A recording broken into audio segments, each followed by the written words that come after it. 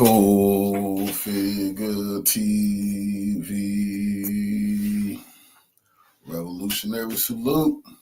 Revolutionary salute. Like, share, subscribe. Welcome to the House of Revolution.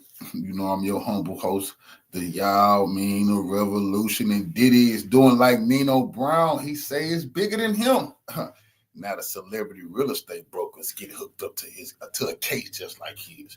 Before we get into that, be sure to wipe your feet. That means hit the like button. Like, share, subscribe, support the platform, y'all. It's all bad news for the rich and the powerful. P Diddy has decided he don't want to go to jail by himself. And everybody who's famous and elite who's been doing those type of crimes, they're going to go to jail too. Let's see exactly what am I talking about and what's going on here. Federal investigators making multiple arrests in a disturbing case of sexual trafficking and assault. Miami real estate stars and twin brothers Orrin and Alan Alexander now sitting in jail in connection with the years-long case. Okay. Miami real estate brokers. These are real estate brokers to the stars. These big dogs, man. You got to have big bag to even talk to them about finding a place. You see? Well, they've been running a P Diddy type operation. I wonder how the police found out this was going on in Florida. Good evening. I'm Elliot Rodriguez. And I'm Naja Sherman in for Lauren Pastrana. The crimes appear to be a family affair. The eldest brother made his first court appearance this morning, and their cousin is still at large. Investigators say they used their celebrity to violently drug and rape dozens of women over more than 2 decades. Some of those alleged incidents happened right here in South Florida. We have live team coverage for you tonight. Ted Scouten is standing by with more on the federal charges in the case. But let's begin with Chelsea Jones. She is live at Miami Beach with the latest. Chelsea? Well, guys, the state attorney's office is focusing on 3 alleged incidents, and 2 of them actually happened at this residence here behind me on the beach. This is 5875 here on Collins Avenue. These incidents accuse Alon and Orrin Alexander of rapes dating back all the way to... Y'all know P Diddy gave these people up, man. These is the real estate brokers for the stars who've been running what they saying a sex trafficking operation for decades. I wonder who told the police about this. Now I wonder, is P Diddy talking or is the feds? Just remember the Abercrombie Fitch guy they just popped. I wonder, are they going off tapes and going off information that they done went through his files and they just arresting people? And I'm gonna tell people this. They're not going to be able to say they just targeting black people. You're not going to be able to say that as they keep arresting these powerful multi-millionaire white people. To 2016, there's also a cousin involved by the name of Ohad Fisherman. He remains at large tonight and is accused of taking part in the crimes. But I do want to warn you, some of what you're going to hear is going to be disturbing and sometimes graphic. Accusations of 3 incidents. These 3 men facing multiple counts of sexual battery. Alon and Orrin Alexander, real estate tycoons, are accused of using the promise of luxury to lure women in and then rape them. This first incident, Revolutionary salute to our brother for the donation to the war chest. Revolution is way of life. I appreciate the love of my brother Roscoe for the donation. He say, salute King, all lies will be revealed. They absolutely will. And everybody going down. Referred to as a gang rape. Prosecutors say it happened on December 31st, 2016. A woman from New York says in the indictment she was invited to a barbecue at Alon's residence on Collins Avenue. Arrest documents say that she assumed there were many there. The victim quickly realized that there was no one else present at this barbecue. Following a tour of the home, the victim says she ended up behind closed doors with Alon and Orrin Alexander and their cousin, Ohad Fisherman. Fisherman allegedly held the woman down. As the victim cried and asked them not to do it, please no, please no. She told police the Alexander brothers argued about who would go first. It would be Orrin, followed by Alon. Ohad Fisherman had been holding her down as the Alexander brothers, both of them, raped the victim. Fisherman is still at large. He is facing 1 count of sexual battery. Alon Alexander is facing 1 count of sexual battery too. The second incident allegedly happened the following year, involving another victim at the same Collins Avenue residence. This time, according to the indictment, only Oren would be involved. The victim says she was given a pair of virtual reality glasses, and while she wore them, Oren led her to the bedroom. As Oren began to remove articles of her clothing, the victim told him to stop. At that point, she began to feel her strength lessen, and she was no longer in control of her own body. That victim was then allegedly assaulted. Then on October 26, 2021, at a home on Flamingo Road in Miami Beach, following a dinner, authorities say Oren took a woman and her friend by boat back to his home. Later that night, the victim allegedly would be forced onto Oren's bed. He mounted the victim and held her down with his knees and began to sexually assault her as the victim told him no. Oren faces 3 counts of sexual battery. Now, I did speak to the lawyer for the Alexander brothers by phone. He says he is reviewing all of the information and indictment and has no comment. As for the Alexander brothers, they are expected to appear in court tomorrow. We're live on Miami Beach. I'm Chelsea Jones, CBS News, Miami. Details of this case absolutely horrific. Our team coverage takes us now to the older brother. He faced a federal judge for the first time. Yeah, there's a complex case. CBS News Miami's Ted Scouten is live in Miami with what happened in federal court. Ted? Yeah, Tal Alexander shuffled into federal court today. Both his feet and his hands were shackled. This was just hours after he was arrested this morning here in South Florida. Now, during that brief hearing, the judge read off the charges against him. Tal Alexander, the older brother, is the first to make his initial appearance in federal court. Unlike his brothers, Oren and Alon, he's the only one charged by the federal government. The allegations against him include conspiracy to commit sex trafficking of victim 1, and sex trafficking of victim 2. His brothers will face 2 federal charges, conspiracy and sex trafficking victim 2. As alleged in the indictment, the Alexander brothers agreed together to traffic, rape, and sexually assault more than over a decade, multiple women. The U.S. Attorney in New York laid out the federal charges at a news conference at the same time as Tal's court appearance in Miami. Oren and Tal Alexander allegedly used their prominent positions in the real estate industry to induce. See this black dude right here? He got the Diddy tapes. Women to come to events and parties. At those parties and sometimes afterwards, the women were sexually assaulted by one or more of the defendants. While Tal is the only brother in federal custody right now, that will likely change. We will be able to get them into federal custody and up here to answer to these charges here in New York. Tal will have another court appearance this week. Prosecutors are asking the judge to keep him locked up, saying in court he would be a danger to the community and a flight risk. His defense team is not talking on camera, but is hoping the judge will grant bond. Now, Tal will be back in federal court on Friday. That's when the judge will decide whether or not he is granted bond. They're also going to have what's called a removal hearing that will discuss sending him back up to New York. Live in Miami.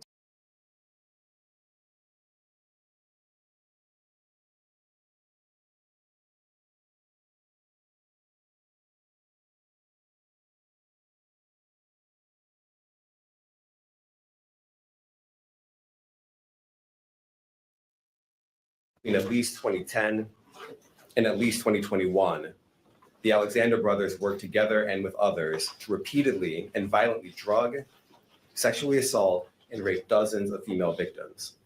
The Alexander brothers reside primarily in New York and Miami. Alleged, Oren and Tal Alexander were real estate agents who focus on ultra luxury markets. Alon Alexander, who was Oren's twin, was They was doing this in New York and Miami. I wonder who locked up for those type of allegations who also was doing it in New York and Miami. an executive of a private security firm owned and operated by his family. As alleged, the defendants used their wealth and positions to create and facilitate opportunities to sexually assault women. In particular, Oren and Tal Alexander allegedly used their prominent positions in the real estate industry to induce women to come to events and parties. At those parties, and sometimes afterwards, the women were sexually assaulted by one or more of the defendants. As alleged in the indictment, for years, the Alexander brothers, sometimes with others, also arranged domestic and international trips to carry out their sex trafficking scheme. To recruit and induce women to come on the trips, they provided material benefits, things like travel to vacation destinations, luxury accommodations, and access to other high-end experiences. As alleged, the Alexander brothers met their trafficking victims through a variety of means, in person, over social media, on dating apps, and through social connections. At times, they allegedly used their social connections or the guise of starting a relationship to lure women into their orbit.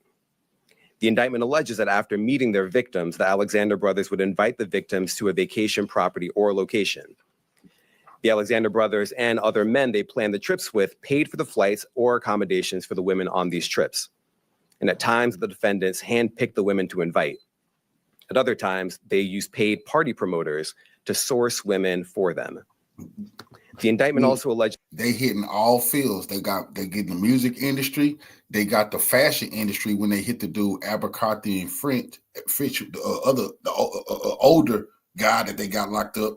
Now this is the real estate industry. Alleges that in advance of these events, the Alexander brothers and others procured drugs that they agreed to provide to the women, including cocaine, mushrooms, and GHB. As we allege, these drugs caused some of the women to be physically unable to fight back or to escape. Then, as alleged, the Alexander brothers, sometimes acting alone, sometimes with each other, and sometimes with other men, forcibly raped and assaulted the women. As the indictment alleges, the Alexander brothers' sex trafficking agreement went beyond the planned trips and events. On numerous occasions, one or more of the defendants drugged and raped or sexually assaulted women they encountered by chance at bars, at nightclubs, social events, and dating apps. You know what I'm saying? These assaults this is about power, man. This is about evil, sadistic power, man. These dudes rich, famous, all the money. These women would throw themselves at them. Women would love to get flown out and do these type of disgusting things for free. You don't got to date rape them. These sickos, this is out of control, man. Allegedly had many of the same hallmarks as the rapes that occurred at group events: isolated locations, drug victims, force, and physical restraint. As of today, law enforcement has interviewed dozens of women who reported being forcibly raped or sexually assaulted by at least one of the Alexander brothers. This conduct, as alleged, was heinous. I stood here several months ago and made clear that this office is firmly committed to prosecuting individuals who exploit and abuse women. I meant what I said. With our law enforcement partners, this office is determined to investigate and prosecute anyone who engages in sex trafficking, no matter how powerful or wealthy or famous you may be. And let me add this. Man, please, you got P Diddy. We are not done. It's easy to bust it. I encourage anyone with information about this case to come forward and to do so quickly. You can call 212-384-2700. Man, this dude got the gall to act like he just been on a roll lately, really doing some really tough digging. It's been taking you 2 decades to bust these people. Bullshit. You got the P Diddy tapes and you busting all kind of different people on them, man. Please. He taking the test with the answers in his hand. 00. You can also email at alexander-case@fbi.gov. I want to thank our partners at the FBI NYPD Child Exploitation and Human Trafficking Task Force here in New York and FBI Miami, who have worked extraordinarily hard to ensure that justice was done in this case. I'm proud to work alongside you. I also want to thank the Miami-Dade County State's Attorney's Office and the Miami Beach Police Department for their invaluable assistance and coordination on today's arrest. Y'all see how they And I want to thank the outstanding... Y'all see how they go? These dudes and the old dude from Abercrombie and Fitch, they probably was on the P Diddy tapes doing disgusting things to these victims and these individuals at with P Diddy. Instead of charging them with P Diddy, they just got on their trail and found out that every single last one of them been doing this perverse stuff outside of the P Diddy parties, which we probably gonna find out everybody who busted on the P Diddy tapes been mimicking that behavior outside of the P Diddy parties. Standing career prosecutors from my office who were handling this case. Kaya Arroyo, Elizabeth Espinosa, and Andrew Jones, and their supervisors, Jackie Kelly and Jamie Bagleiter, the chiefs of the Civil Rights Unit in our criminal division. Now I'm going to turn the podium over to FBI Assistant Director in Charge, James Dennehy.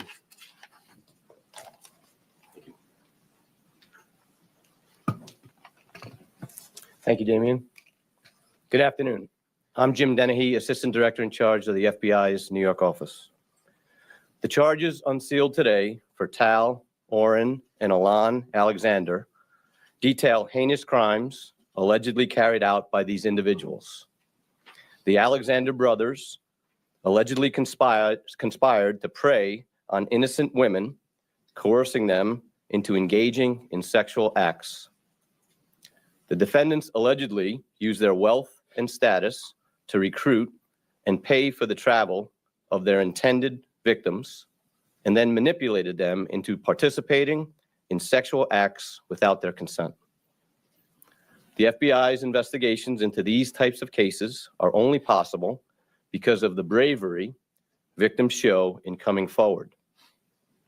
We are committed to doing everything in our power to advocate for victims.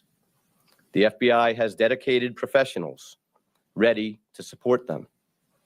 We will hold those who victimize them responsible for their actions. If you or someone you know is a victim in this case, the number to call is 1-800-CALL-FBI or email us at alexander-case@fbi.gov. We will not allow this type of alleged behavior to go unimpeded.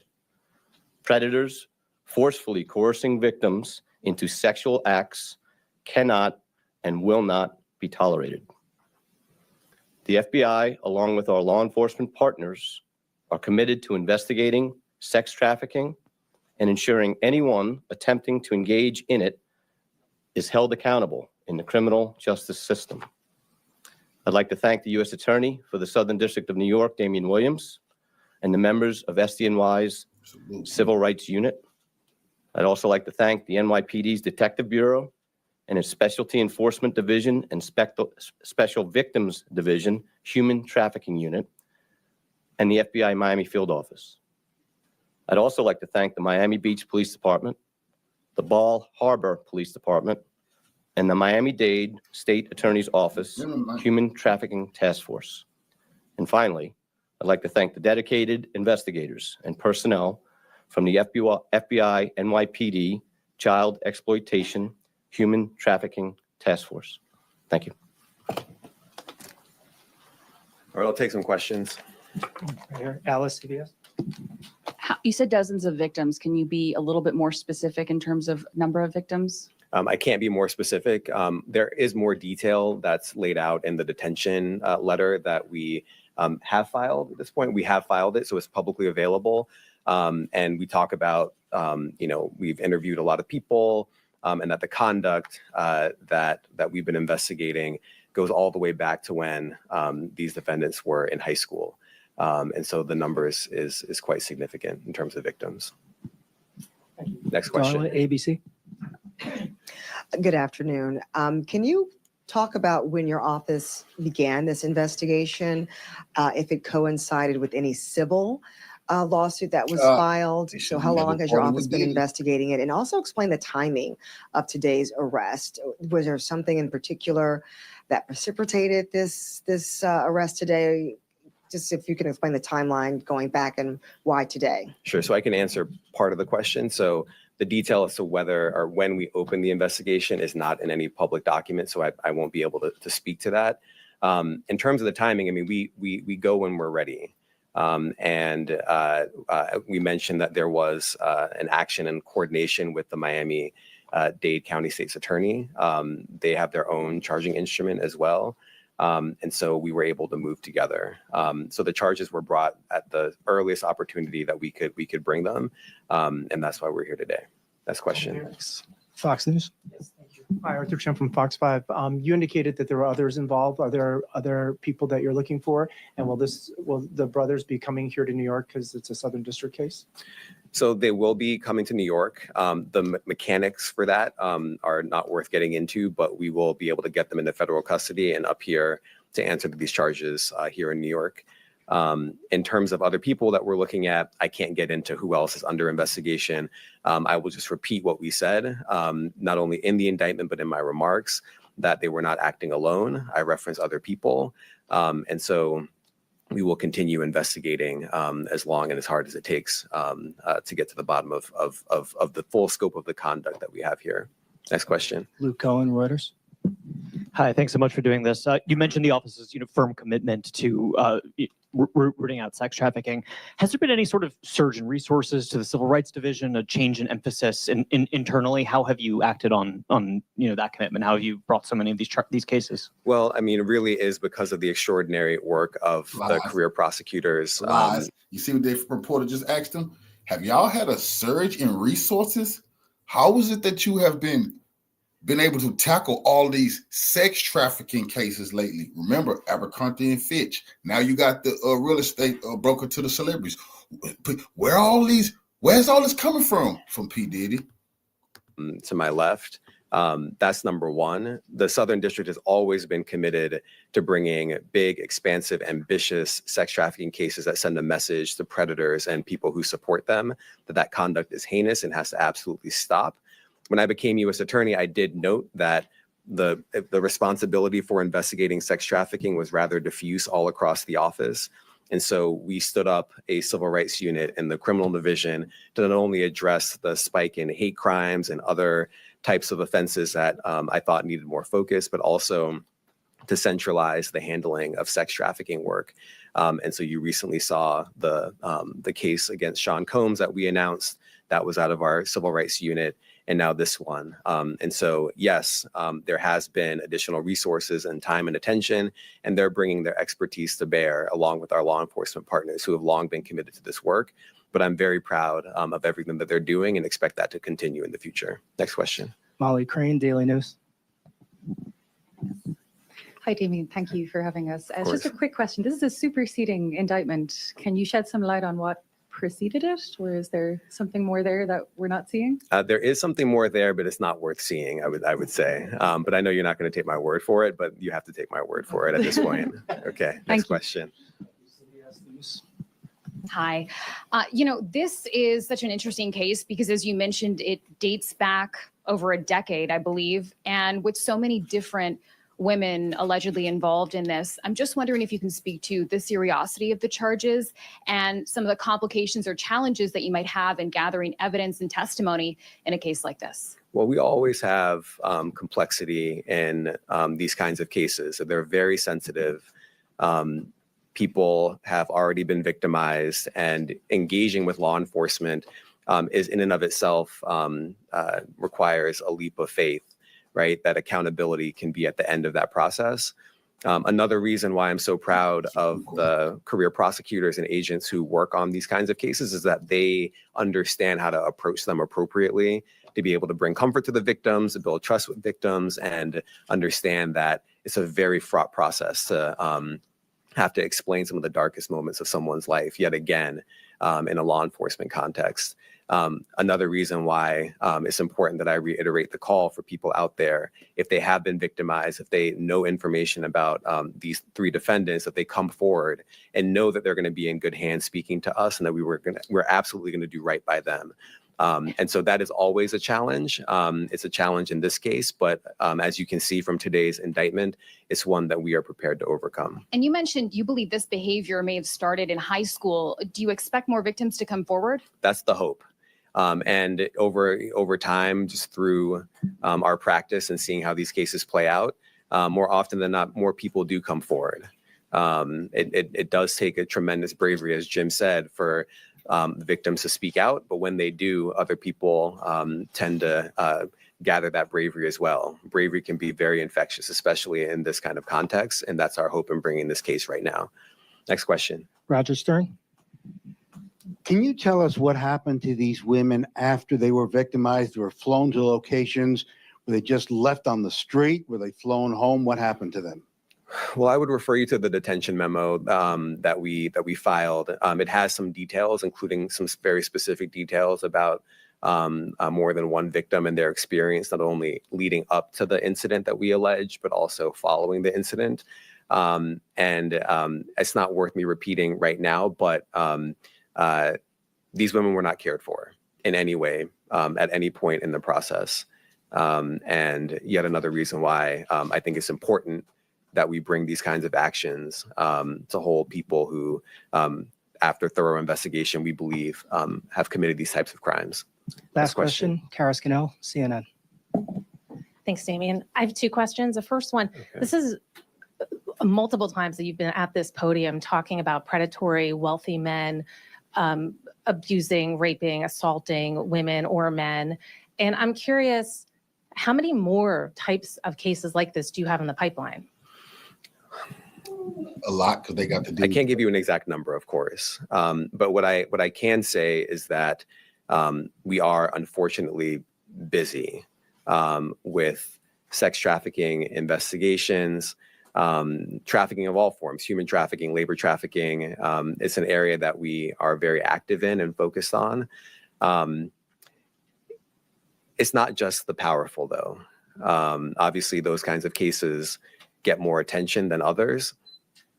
I think we have seen over time that this kind of conduct, no one is immune from it. There are victims of all sorts. And the ones that keep me up the most at night are the ones where the people who have been victimized don't think that they have the ability to hold the wrongdoers accountable because they are not famous or are well known. And so it really spans the gamut, I would say. And it's another reason why we're committed to this work, to make sure that someone is looking out for these people, and that people who are out there, whether they're rich and famous or not, know that on the other side of this conduct, if there are people like the FBI and the NYPD and the Southern District of New York Civil Rights Unit out there working it, there will be accountability. Even if it takes a little bit of time, there will be accountability. Thank you, everyone.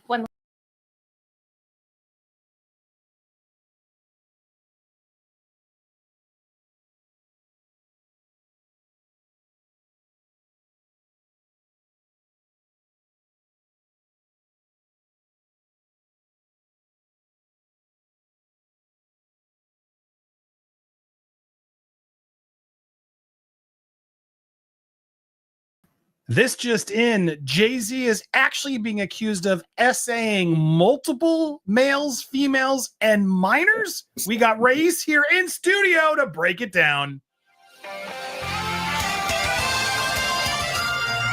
Welcome to Popcorn Planet. I am Andy Signar. So happy. Look who's here. Beard Lawyer live in studio. Unbelievable. Who would have thought? Wow. Flew on down. So honored to have you here. How you like the digs? Pretty nice, right? It's beautiful. It's more amazing than what it appears on the channel. I know. I got to get more people in studio. I hope to do it. Well, I'm glad you're here. My own Beard Lawyer here is here to reacting to this pretty big news.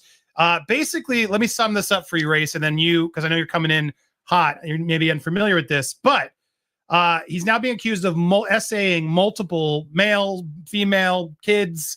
Alex Spiro basically responded in a very lengthy document, 236-page extortion lawsuit against Busby, which refers to Jay-Z and John Doe. Filing reveals the attorney accused him of multiple blanks on both male, female, and children. Spiro argues Jay-Z is the victim of a scheme by Busby, who he accuses of shamelessly attempting to extort exorbitant sums from him or else publicly file wild, false, horrific allegations against him.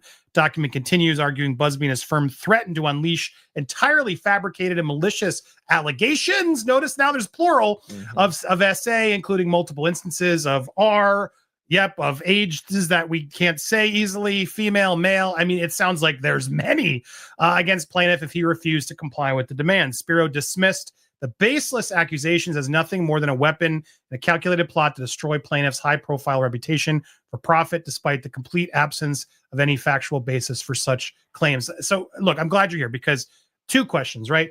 One, this is now clearly getting ahead. The lawyer is getting ahead of multiples, right? Because Tony Busby only sort of let one out the door right now. But now Spiro, Jay-Z's lawyer, is getting ahead of it, putting it in here like, oh, they're all fake. There's so many of them, it doesn't matter. It's kind of a smart way to sort of try to play like this isn't a big deal. But I don't know. It's not every day. Like you're accused of multiple SA things from various ages and people. I don't know. As a lawyer, what do you think? Should this make us a little bit more worried? Or do you think this all still falls into Busby's, the narrative that they're putting out there, that Busby's full of it and this is all lies? I think Spiro is a smart lawyer. We know that much. I think this is a good strategy to probably deflect, and maybe deflect is not, but address head on what is likely to be a growing problem for the Jay-Z's that are yet to come. Right. And the Jay-Z allegations we know now. Right. It's wild because it does feel very defensive, deflective, etc. But then it's also like, that makes me wonder, well, that's problematic if there's more than one. If you have multiples, that's not as common.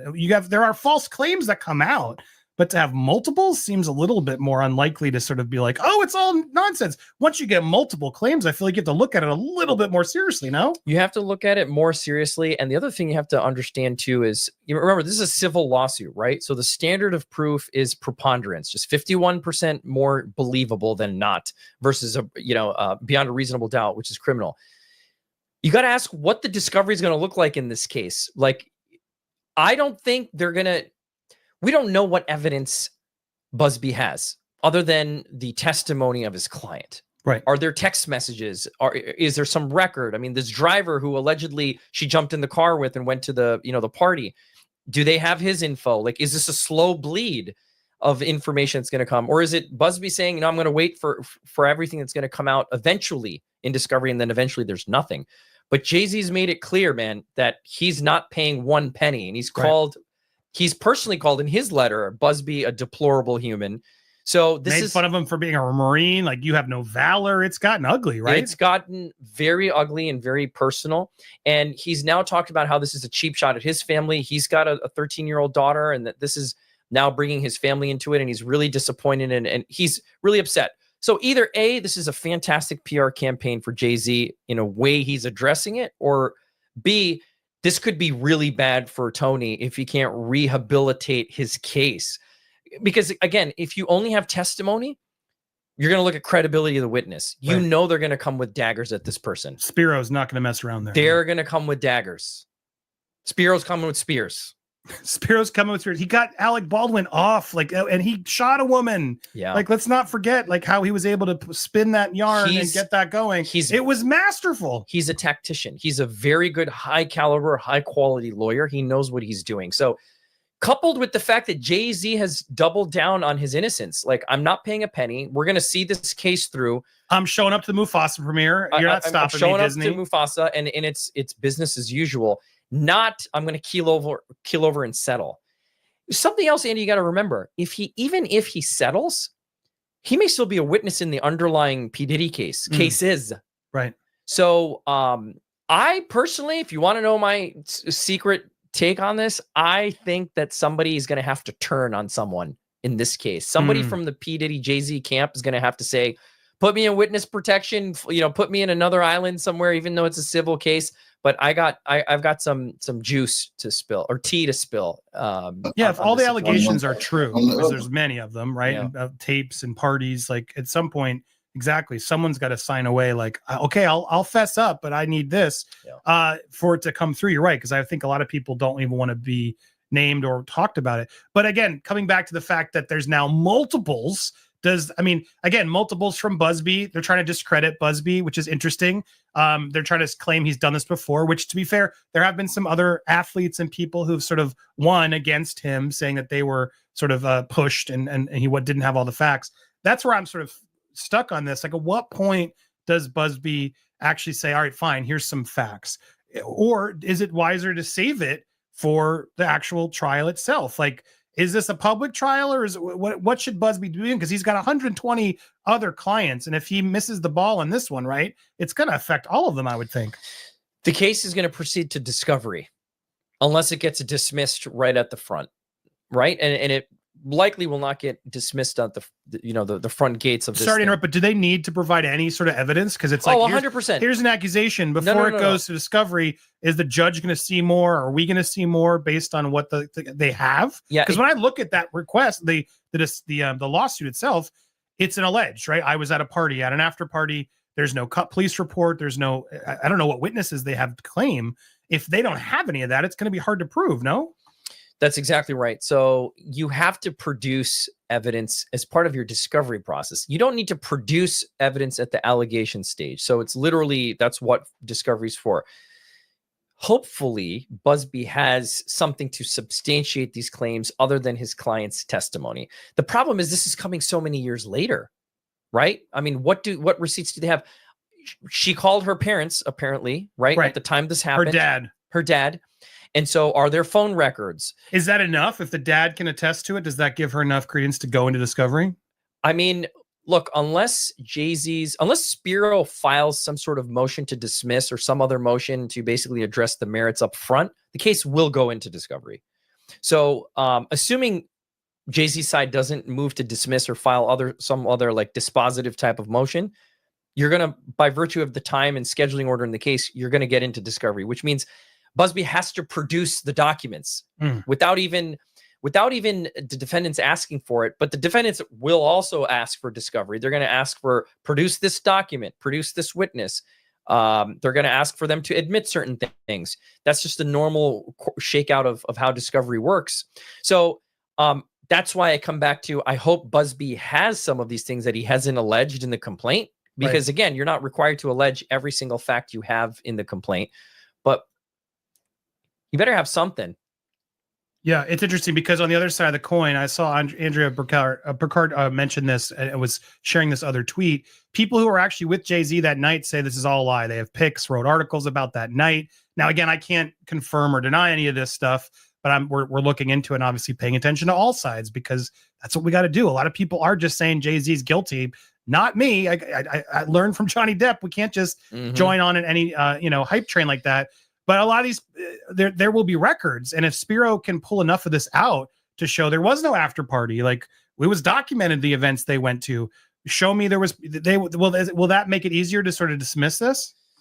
Well, you're still going to have to get through discovery, and eventually we have this thing called summary judgment in most jurisdictions, where hey, even with all the discovery done, judge, they can't meet the elements of their claim, right? So the case doesn't need to go to a jury. Let's dismiss it.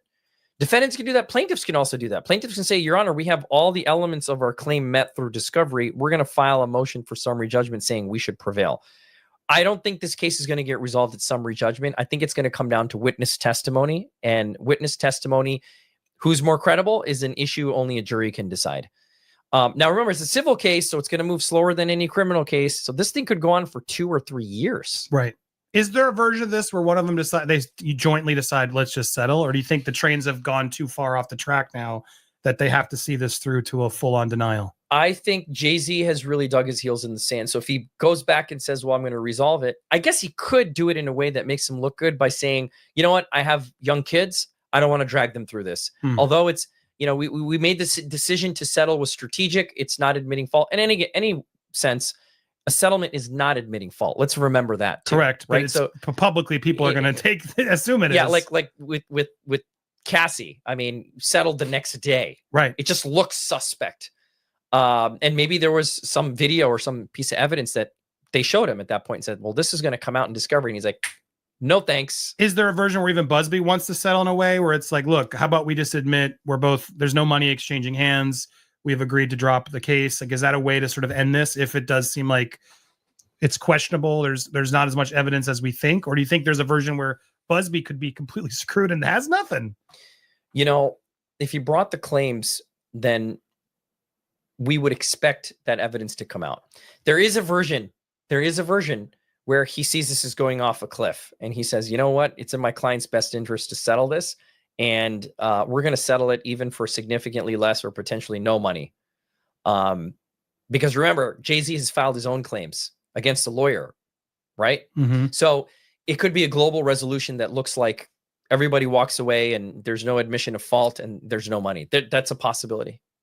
There's a lot that's going to be happening. We'll be phoning in Race. It sadly won't be in studio, but so glad he was here. I hope you liked. I like when we get to have an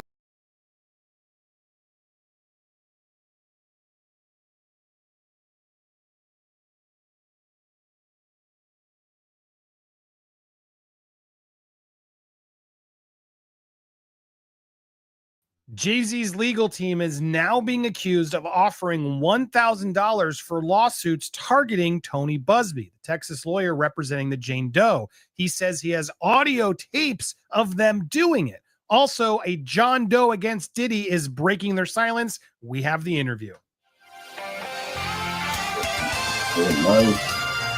Welcome to Popcorn Planet. I am Andy Signor. We have two big updates for you. First, let's start with the latest on this legal war between Jay-Z and Tony Busby. Tony Busby, who's representing the Jane Doe against Jay-Z and Diddy, is now claiming that Jay-Z's legal team, again, alleging this, that Alex Spiro, Jay-Z's lawyer, is out there sending investigators. Here was what he said. Investigators from New York have called many of our law firm's current and former clients. What they didn't anticipate was one of the clients decided to record the conversation. It's shocking and illegal. Here's a portion taken from the transcript. In a couple of days, or maybe by next week, anyone Googling Busby and his company, his practice, are going to get into litigation, okay? What we're trying to do is we are trying to put this thing together for the company that we're working for.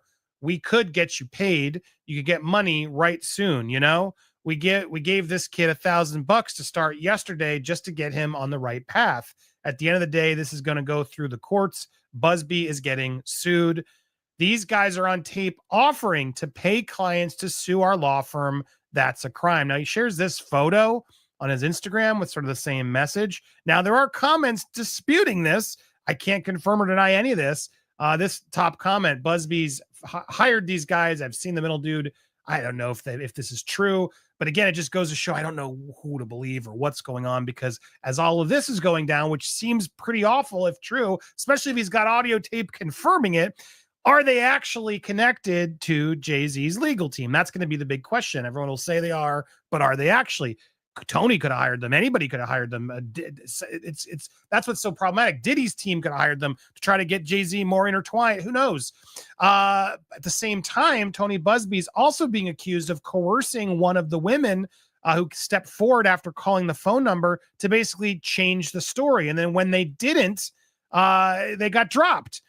Here's Megan Cuniff, who's a good reporter on all this, a declaration from one of Carter's lawyers that somewhat ironically says the woman wants to remain anonymous because she fears retaliation from Busby. As this breaks down, she the law firm rep is serving the affidavit declaring under penalty of law that yes, this woman came in. She said that she told Busby the story. Busby wanted it to be how does Sean Combs connect? When she said Sean Combs doesn't connect, but it was a separate trafficking case. Busby sort of wanted her to include Combs. When she wouldn't, they said they weren't interested. And that's why the woman stepped forward, because she felt this is not good for actual victims. So look, we got two opposing legal issues. Both sound extremely serious, unsure where to go. Obviously, people are biased in this case already, which is troubling because, listen, I want justice just as much. I don't trust Diddy. But at the same time, just as we've learned in the Justice for Johnny Depp trial, we have to be careful. We have to let all of this come out. We have to make sure people aren't lying, as we learned with Misha and others. The waters have been muddied, sadly, and so we're going to try our best to look at all this objectively. I don't have a side yet. In this Jay-Z drama, I know a lot of you are against him, and that's your right, but I want to make sure we look through this as fairly as possible. I do have a lot of questions for Mr. Sean Carter. I don't agree with a lot of the things he's done, and I suspect more is coming, but doesn't mean he's guilty of it all, guys. Now, in a second update, I want to make sure you guys are looped in on one of the John Does. This is the John Doe case here, this case that was filed back in October 14th. This one was Busby, right? Sorry, just verifying. Yes, this was with the Busby firm. Now, is Busby dropping this interview and having this person do this right now to help from a PR standpoint? Probably. He's a pretty smart dude. And the timing is not, I'm not ignorant to the timing of this. Let's have CNN get one of the victims to do a interview Again, there's a lot of theatrics going on, guys. Not to say that this guy's not telling the truth. I don't know. Here's what he had to You were say. hired by a security firm to work security at one of the infamous white parties that was thrown by Sean Combs in the Hamptons. What was that experience like? At first, he was incredibly friendly, very gracious. So you had a friendly chat, and then, according to your lawsuit, at some point later in the night, Sean Combs himself offered you a drink. This didn't come from staff or someone holding a tray of drinks. It came from him directly. Correct. The first drink started to have some effect on me. And I just thought, wow, these are really strong drinks. It wasn't until the second drink, and it was already too late, that I realized that there was something wrong with the drinks. Sadly, Sean Combs was waiting in the wings. He was watching from some sort of vantage point. And once I was in a helpless position and he was sure that he was in a position of power, then he took advantage of the situation. You allege that you were forcibly pushed into an SUV by Sean Combs. That act alone, according to your lawsuit, left you in considerable pain. And then once inside the vehicle, your lawsuit says plaintiff was held down by Combs, who overpowered him while he struggled to escape due to the effects of the drugs in his system. And it goes on to say, now, at this point, they do get pretty graphic, so I do want to sort of do a broader summary of, yes, then he claims Sean S.'d him. They go in a little bit more detail. If you want to watch that, you can go over to CNN.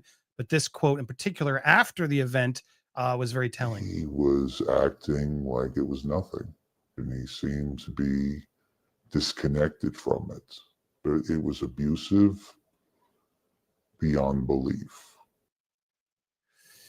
Obviously, Sean Combs denies all of this, but look, interesting to see this person come forward. They don't really reveal too much. I'm sure they weren't allowed to per Busby, but Busby offering this interview is kind of telling, if we're being honest. Now, another comment that I just came into me as I was rolling on those guys, Tyrone Blackburn, who represented why am I blanking on that other big case? I'm sorry, I'm blanking on his name. Against Diddy. They did the same thing to my client. These pervs accosted his daughter and the mother of his kids. Absolutely deplorable. So there you go. Look, the truth, as he always says, as Busby says here, sunlight is the best disinfectant.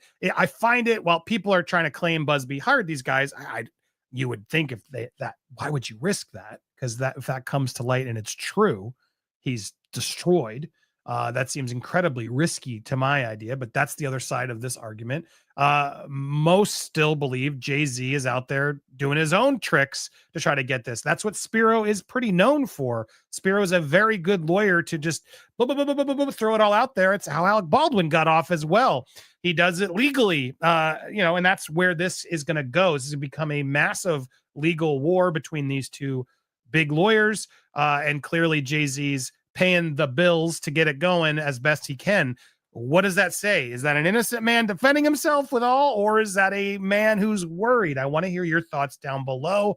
Let me know what you think, and let me know what you think of John Doe's interview there. Do you think the timing is sus, or are you happy to hear more victims speaking out? Hit that bell if you haven't already. Smash that like and leave your comments down below. We have a lot more coming for you. You're not going to miss it.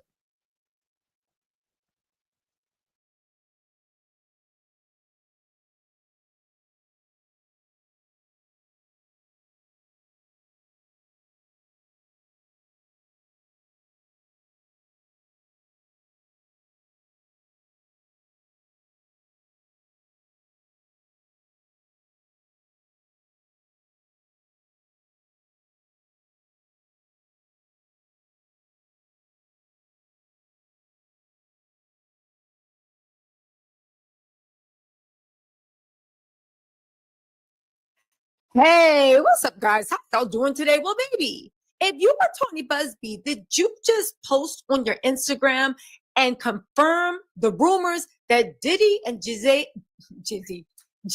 are working together, or at the very least, they're hiring the same paid investigators to question people and offer them money in order to give their negative story. Y'all, let's get into this because this is beyond shocking.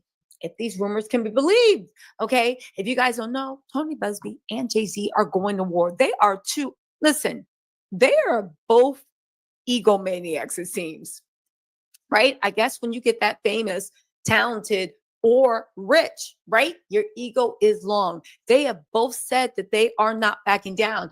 The only thing I want to know is who's telling the truth? What happened to that 13-year-old girl? Interesting enough, which I cannot turn a blind eye to. I don't care who he's married to or how many hit records he has. You never denied it happened. You are now going on a full press offensive to discredit the attorney, but not the claims. Interesting. Why would you need to discredit the attorney, not the claims? Now, here's the thing. The claims are what's going to ruin your empire. The claims, whether they're true or not, is what you need to go after. If you were truly worried about your reputation, you would go after, at least in my opinion, you would go after the person making the claims and rip their story apart.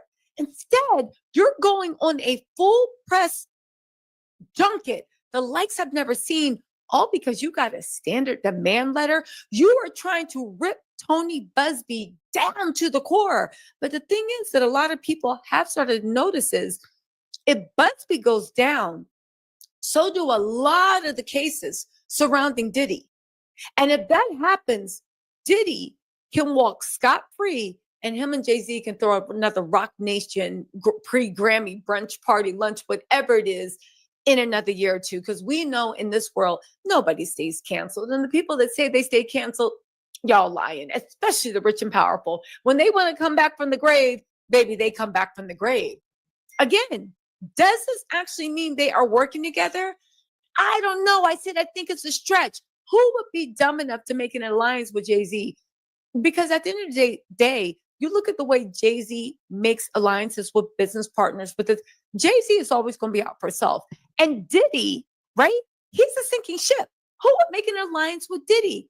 Unless they literally have shared interests. Now, what those interests can be, we don't know. But let's get into the groundbreaking stuff that Tony Busby actually posted. Again, it's odd to me, and nobody can explain why. They published a 236-page dossier on investigations that they did on Tony Busby. And I said, how did y'all do an investigation that quickly? That's odd, right? They are throwing the book. That dossier couldn't have been cheap. I said, who's paying for it? All these things are happening. All because you received the demand letter. And normally what happens is you rip apart the client because it really doesn't matter who the attorney is unless the attorney is bringing up horrible lawsuits against your once bestie, Diddy. And by taking Busby down, not only do you help Diddy out, but all your friends who you say or associates who you say settled with Busby never have to worry about Busby coming back. Because Jay-Z did say in his John Doe suit for extortion that he was the only person that didn't settle with Tony Busby. Let's get out of this, right? Let's get into this and actually talk about what Busby posted. So Busby posted this. Investigators from New York have called many of our law firm's current and former clients.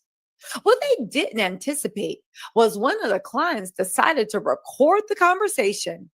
It's shocking and illegal.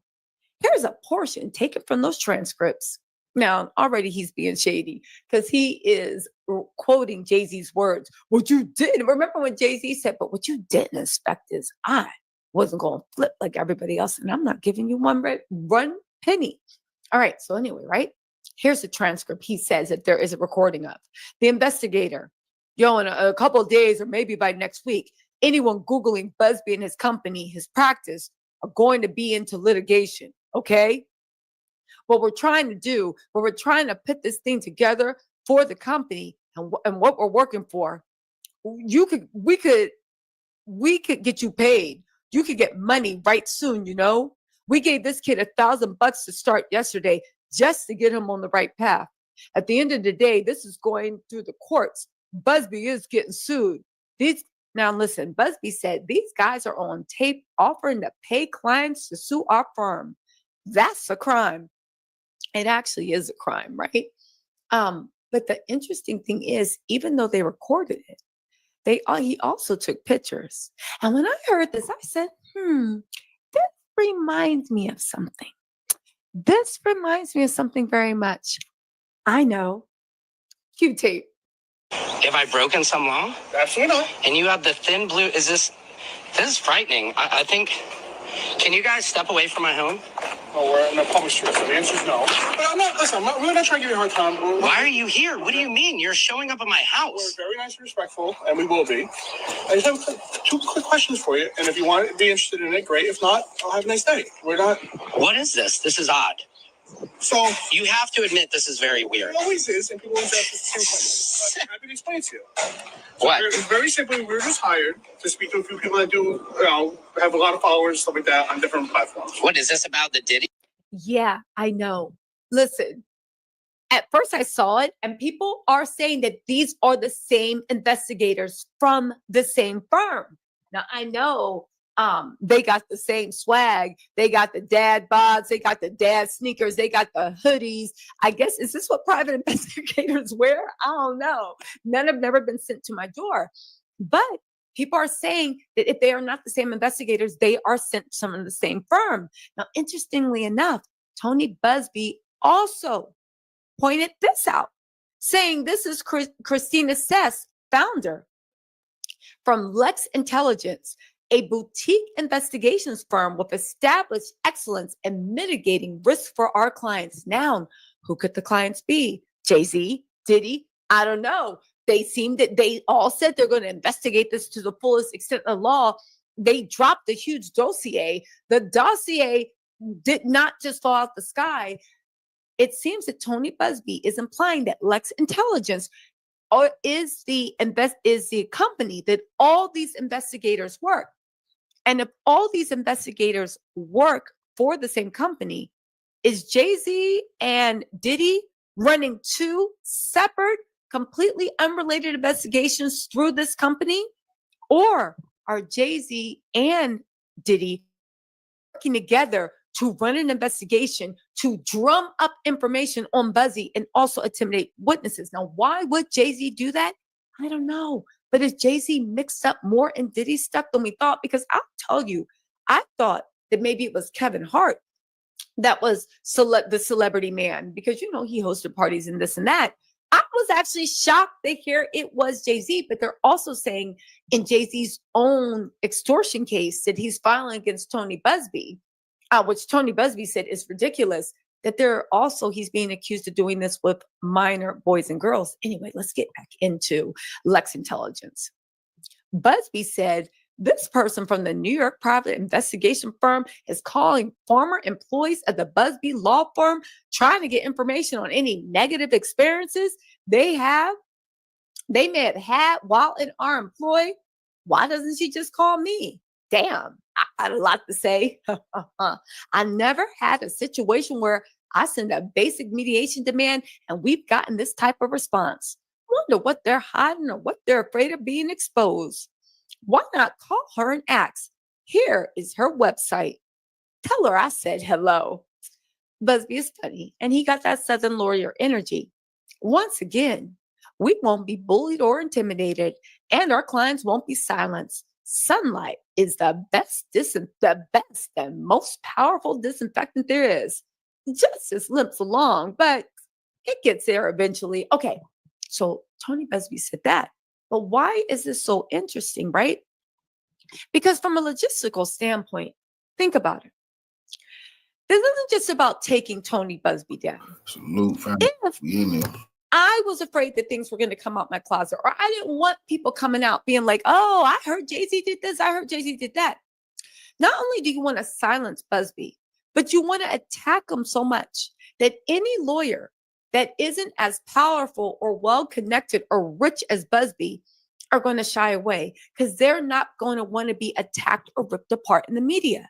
Again, do we actually know what Jay-Z or Diddy's legal plan is? No. I mean, we have Mark Agnafilio. Yana, my client deserves to be out, right? But all jokes aside, this isn't, Jay-Z hasn't given a firm denial. You're attacking the lawyer, not the issue, as if you want to scare any other lawyer from bringing claims against you. And you want to discredit Tony Busby. And don't get me wrong, right? We don't follow law like that. But at the end of the day, Tony Busby also said, I'm allowing alleged sexual survivors to pursue their court claims using a pseudonym rather than their real name is a common and recognized practice in courts across the country.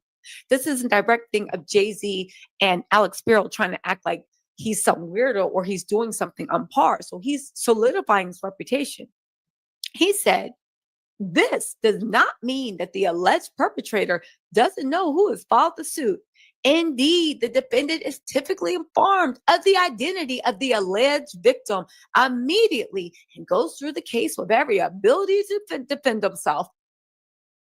Proceeding in this manner just means that the case proceeds with the survivor being shielded from the public until the time of trial. Okay, so already he put that out on November 21st, and he was like, stop it. You get to know who it is anonymously outside of myself. Stop the cap. But as much as they're trying to make it seem like Busby's this, Busby's that, Busby seems like he has a lot of emotion because they keep trying to make it seem like he's no one. But he literally is now saying that today, on behalf of the Attorney General of the state of Texas, today, on behalf of the Attorney General of the state of Texas, our team filed a suit against BlackRock, State Street, and Vanguard. These are some of the biggest private equity firms, billionaires. And this man has enough pull, enough respect, enough everything that you're filing this on behalf of the Attorney General of the state of Texas.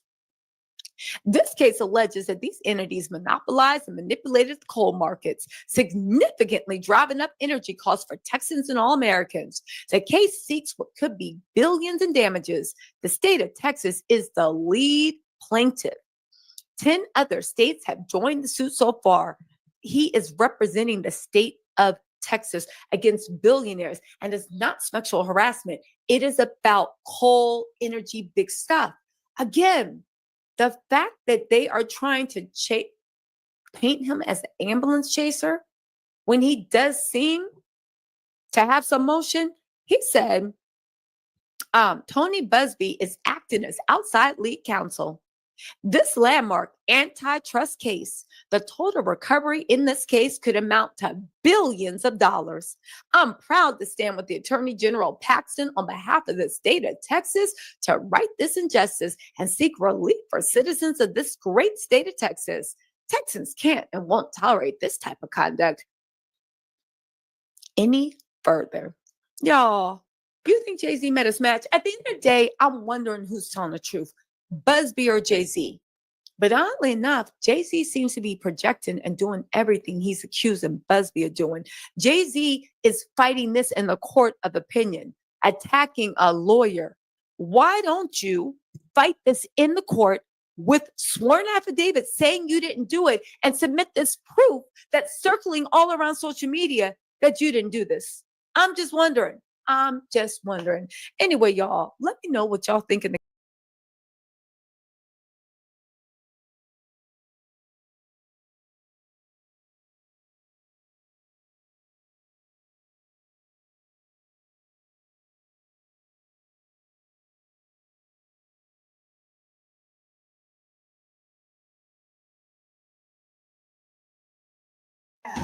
What's up? Guys, things have been crazy. Let's be real. We already know that Jay-Z has been sucked into the vortex of the diddler.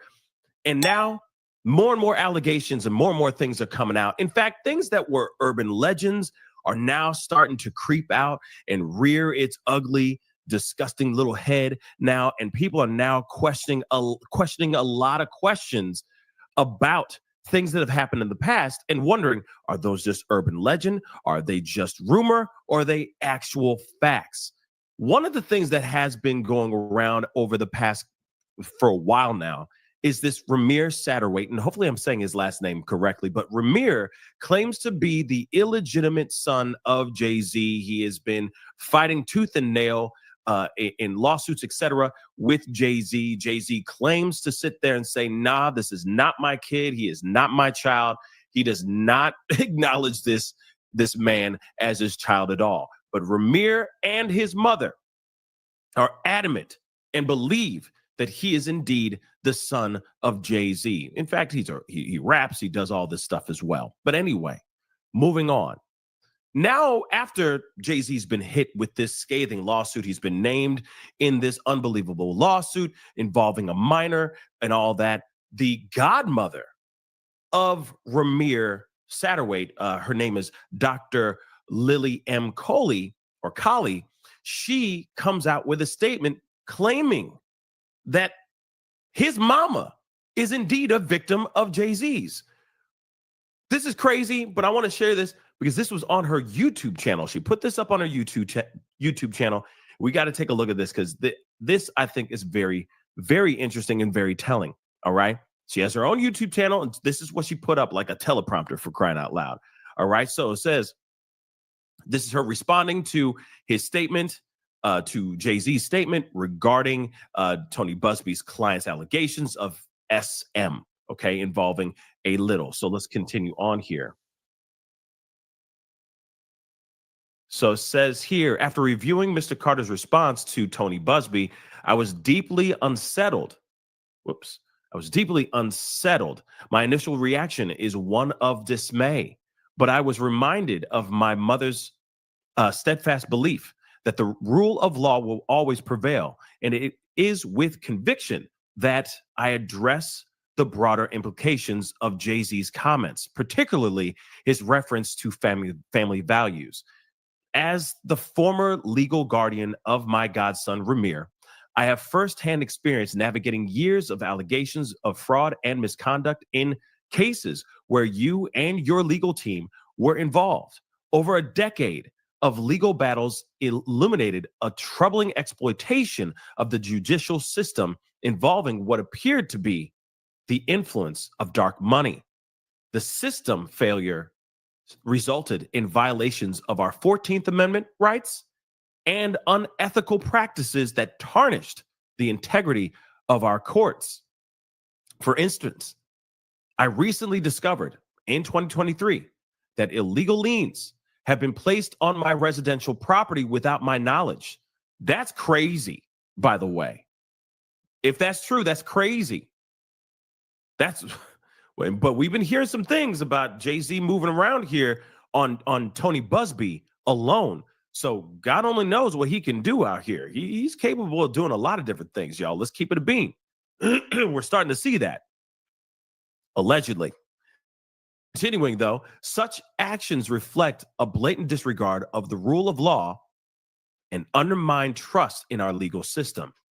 Jay-Z, Mr. Carter, there is a clear dissonance between your public statements and your actions. As a minister of the gospel, my duty is to uplift and empower my community, not to diminish it. Rest assured, I will continue to fight for justice, including rights regarding my property. I, too, had to talk to Ramir when he was a minor about not going to a dark place in his mind regarding the legal system, but to remain positive because God loves justice. As an African-American woman and the daughter of a U.S. Marine, I have worked tirelessly for everything I have achieved, all while relying on faith and perseverance. My mother instilled in me a fundamental respect for the law, emphasizing the law is designed to work. Follow it, even when others try to bend or break it. This principle has guided me through the challenges of pursuing justice. Ramir and I remain unwavering in our fight, inspired by the belief that there are ethical attorneys and judges like Tony Busby, who stand for victims' rights and uphold the principles of fairness. My goddaughter, Wanda Satterwhite's, Ramir's mother, is one such victim. Her story deserves to be heard, and her name must not be forgotten. Let us all remember to say her name, Wanda Satterwhite. And then, of course, it's signed Dr. Lily M. Colley, PhD.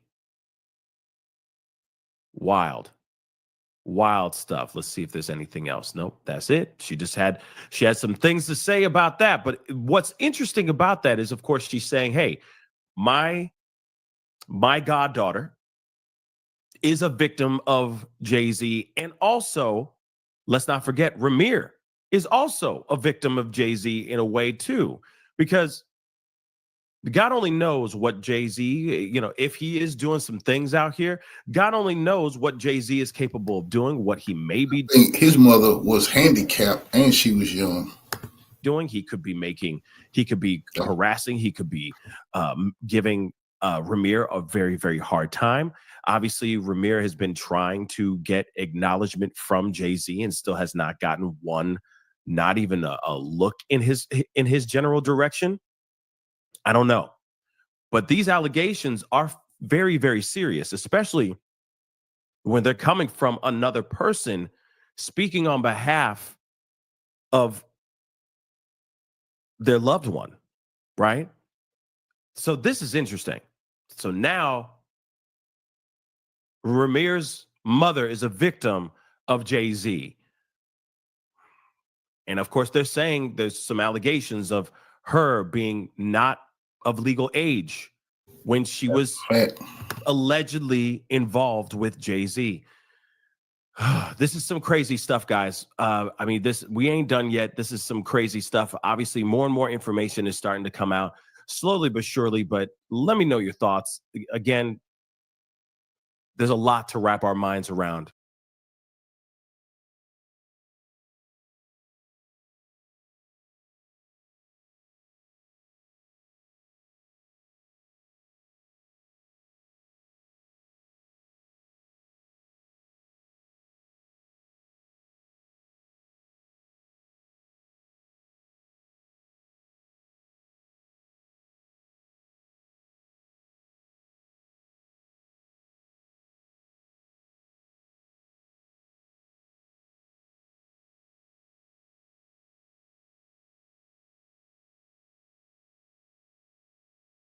What other famous people could possibly be swept up in it?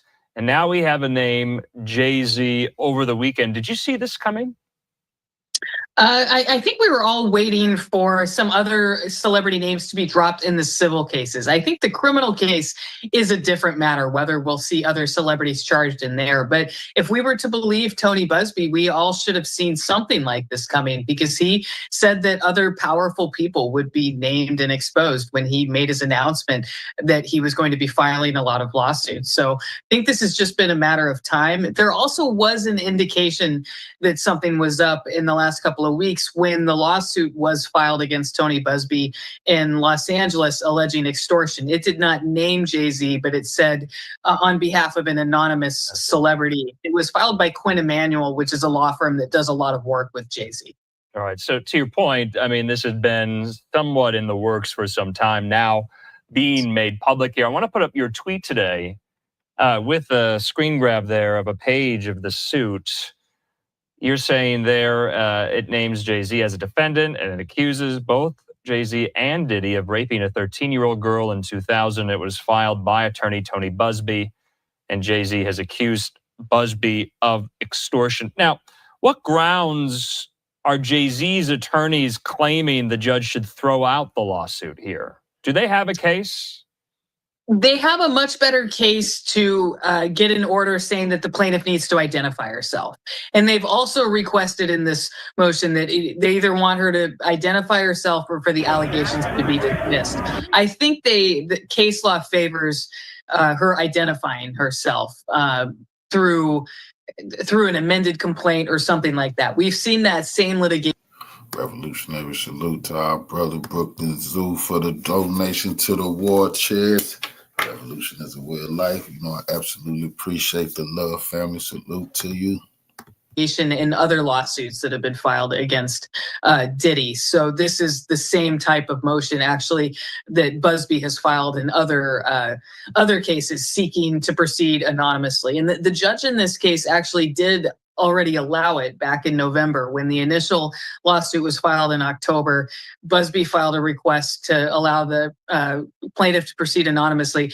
The judge allowed it, but did say it was subject to revisiting. And Busby filed another motion when he filed his new complaint identifying Jay-Z. But this will be the first time that there's been significant opposition to the anonymity. Beforehand, Diddy does not have lawyers actively working these cases right now. So it was just Busby asking the judge and the judge going along with it. I mean, that was my next point and question I was going to ask. You know, it didn't seem like there was much of an effort mounted on Diddy's behalf via his team against some of the lawsuits, the many lawsuits brought by Busby. And now you see that flipped on its head. I mean, with Jay-Z's response to this, essentially claiming Busby is extorting him, calling him a lawyer, quote unquote, in quotation, saying he's a terrible person.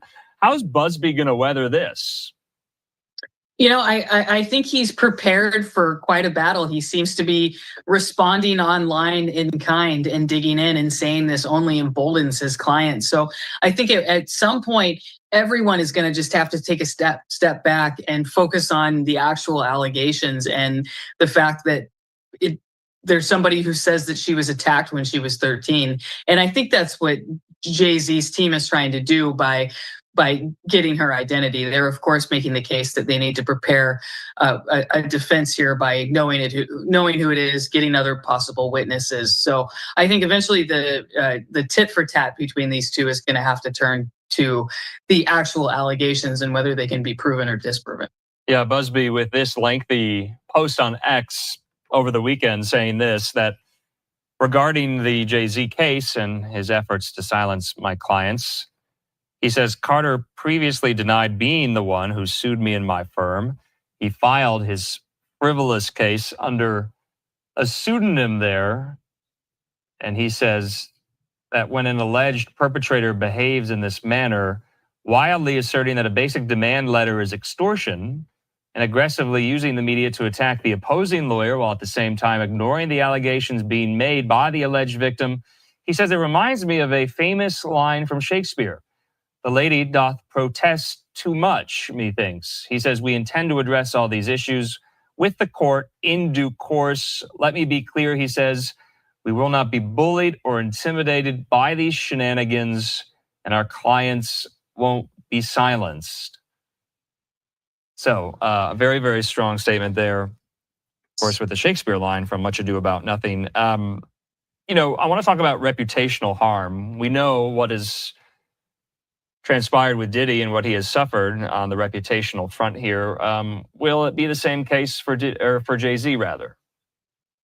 I think that definitely remains to be seen, because right now this is one lawsuit, and I feel like his team is really hoping that they're going to weather the storm here, and they've made some good offensive, defensive moves, such as filing this extortion lawsuit. And right now the narrative around this isn't just that Jay-Z is being sued for sexual assault, but also that Jay-Z is accusing the lawyer of extortion. So I think they've already managed to get a good grasp on it. It just really is going to remain to be seen about what happens with the actual allegations. The public can think that Tony Busby is a bad guy all they want. It's just going to matter, are his allegations valid or not? Megan, do you anticipate Busby to take up Jay-Z on Jay-Z's dare, essentially saying, you know, if this rises to the level of how you describe it, file criminal charges against me, bring it out of the civil sphere? Will he do that? I mean, we don't. Busby is not a district attorney with charging powers in New York City or New Jersey, so he couldn't do it himself. So we don't actually know if there's been a police report filed. Perhaps there has, perhaps there hasn't. I think there are statute of limitations issues to look at. I think New Jersey does not have a statute of limitations for child sex abuse, but those would all be issues to be considered. But like the reporter said in the previous segment, there's such a different standard for criminal versus civil cases that could also be something that comes into play. Yeah. And of course, in Jay-Z's lengthy statement put out by Rock Nation, his record label and brand, he's deeply concerned about how this will really not impact his reputation, but his family. How is he going to explain this to his very young children here? His attorneys, though, high-powered. I mean, they're bulldogs. Alex Spiro represented Alec Baldwin. Spiro has represented Elon Musk in the past. He knows what he's doing, right? Yes, he seems to definitely have a good track record. We saw him in court in the Alec Baldwin case, and he seems to take on matters with a lot of substance, and he knows how to bring out the right issues and litigate the right issues. So I think we'll be seeing a lot of that here. It will be interesting to see him, go up against Tony Busby in court if we get there. But then, I mean, it's also interesting to think about Diddy's role in this. And as a co-defendant charged with a criminal case, he has every reason to not want to participate in this civil lawsuit. He would not be sitting for a deposition or allowing any kind of discovery around him as long as he has these criminal charges pending. So it will be interesting to see how, when that eventually comes to play, how it affects the lawsuit moving forward. If there's some kind of stay in place, or if Jay-Z is able to get his day in court if this case is not dismissed. Yeah, and of course, not to mention Busby's no spring chicken here. I mean, he took on Deshaun Watson there in the Houston area, and he has vowed to fight on behalf of his client, this plaintiff here, who, to your point, remains anonymous. Say she no longer remains anonymous due to various filings and successes that Jay-Z's legal team gets here. That extortion claim by Jay-Z's team, will that have even more heft, so to speak, or not? That I think that remains to be seen. It seems like the kind of lawsuit that could be not decided until we see some more resolution here, because I think there's a lot of moving parts here. But I think a lot of the intent of that lawsuit was to try to stave off any kind of public filing of Jay-Z's name, which of course happened on Sunday night. So. I mean, Busby, though, did allege in that statement we just read that his client isn't seeking some type of monetary settlement. They just want a confidential mediation here. I mean, those are the same thing, right? Yeah, I mean, he did say that the client did not request money, but I think the response to that would be that that's really the only solution here in a civil case, outside of, an injunction or something like that would not apply in this case. Monetary damages are what we would get here. And a confidential mediation is, of course, what you do when you're ultimately hoping to get some kind of settlement. So I think they would just, they're obviously standing by their characterization of this as a shakedown. Jay-Z's team is. Yeah, and on Busby's part, it seems like that's a distinction without a difference. Megan Cuniff, thanks so much.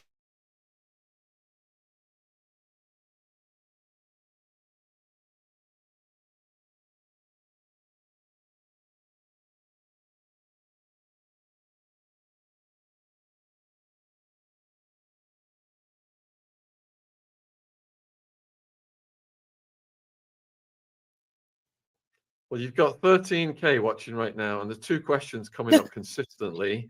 One of them is, who is Celebrity B? And the other one is, has Piers Morgan reacted or said anything since the Jay-Z news? Do you have a message for Piers Morgan? I spoke to his producer. I bet you did. I'm sure she'll pass on whatever the message was. But what I will say is, huh? I just wanted, sorry to interrupt you. I just Oh, wanted please to say, interrupt. Yeah, listen, that's what I'm here You've to do. actually been a little too quiet. I've got a pregnant lady who I needed to. I've made a dinner and I've cleaned the kitchen and I've hung up some washing in the whole, just because I can't anger the hormones, right? But No, please in about don't. in about 15 minutes, I was going to send the link over to Ronnie Bowl. And I just wanted to Okay. double check that was okay with yourself and with Sean, Absolutely. rather than setting up a new show, because his message is so important, and we've got 13K here. I think that's the best way for him to capitalize. We love Ron. We His love message Ronnie. is Bring him in. very important. Right, cool. Right, Ronnie, you're set. That's sent. Okay, sorry for interrupting. Okay, fine. Do you know what? Whilst I'm in fact, do you know what? I'm not even going to make myself big screen. Like and subscribe. Okay, let's share this out. Can we get? In fact, this is how Jag does it. She's like, "There's 13,000 people here, and there ain't 13,000 likes." That's what she said. Let's get those likes up. Let's get those likes up. Okay, right. No one cares what I've got. Come on, let's get those like yeah. Lights up, Yeah, right? if you can comment, you can click. Yeah, it's algorithmic currency. Okay, you want to support a channel? Smash the like button. Smash it. But not only that, engagement. You know, Yeah. the more people engage with the platform while we're live, the more people, you know, it can get out to. People keep forgetting how easy it is, even in this day and age, for messages to get lost online because of the way algorithms work. So let's make sure that we're supporting the Atwood family algorithm, guys. Let's keep getting that message out. Lost online is an understatement. Lost online is like when your dog leash runs away and off it goes. What they're doing is they're perfectly driving the dog into the middle of nowhere and throwing us into a hole. Okay, that's what social media does. Okay. Yes, it does. And, you know, but we're doing better. You know, that's why I welcome all relevant, truth seeking, you know, real people. If you come through my chat, please drop your link. Let my mods know. We'll pin it if we need to, whatever the case may be. But I want everyone tapping the link of all of the real ones, because once you tighten up your algorithm and you fuel it with nothing but the truth, you can skip over all that crazy stuff, right? Because the crazy stuff only gets in there if you engage. Am I wrong? I mean, yeah. I mean, you don't feed the trolls if that's what you're getting at. Yeah, you don't feed them, man. Like half the time, people tell me, "Oh my God, this has been happening," and I'm like, "What are you talking about?" Like, I have a life outside the comment section. You know that, right? Like, there's stuff that goes on outside the comment section. So yeah. So the viewers are asking me to ask you those two questions again, Jag. All right. Celebrity B in the new indictment. The witness. Yeah. Who do you think that is? What I will say is this, because I'm not trying to get anybody called by Alex Spiro today. In my opinion, I think it's one of three people. One's name begins with a J, one's name begins with an M, and one's name begins with a B.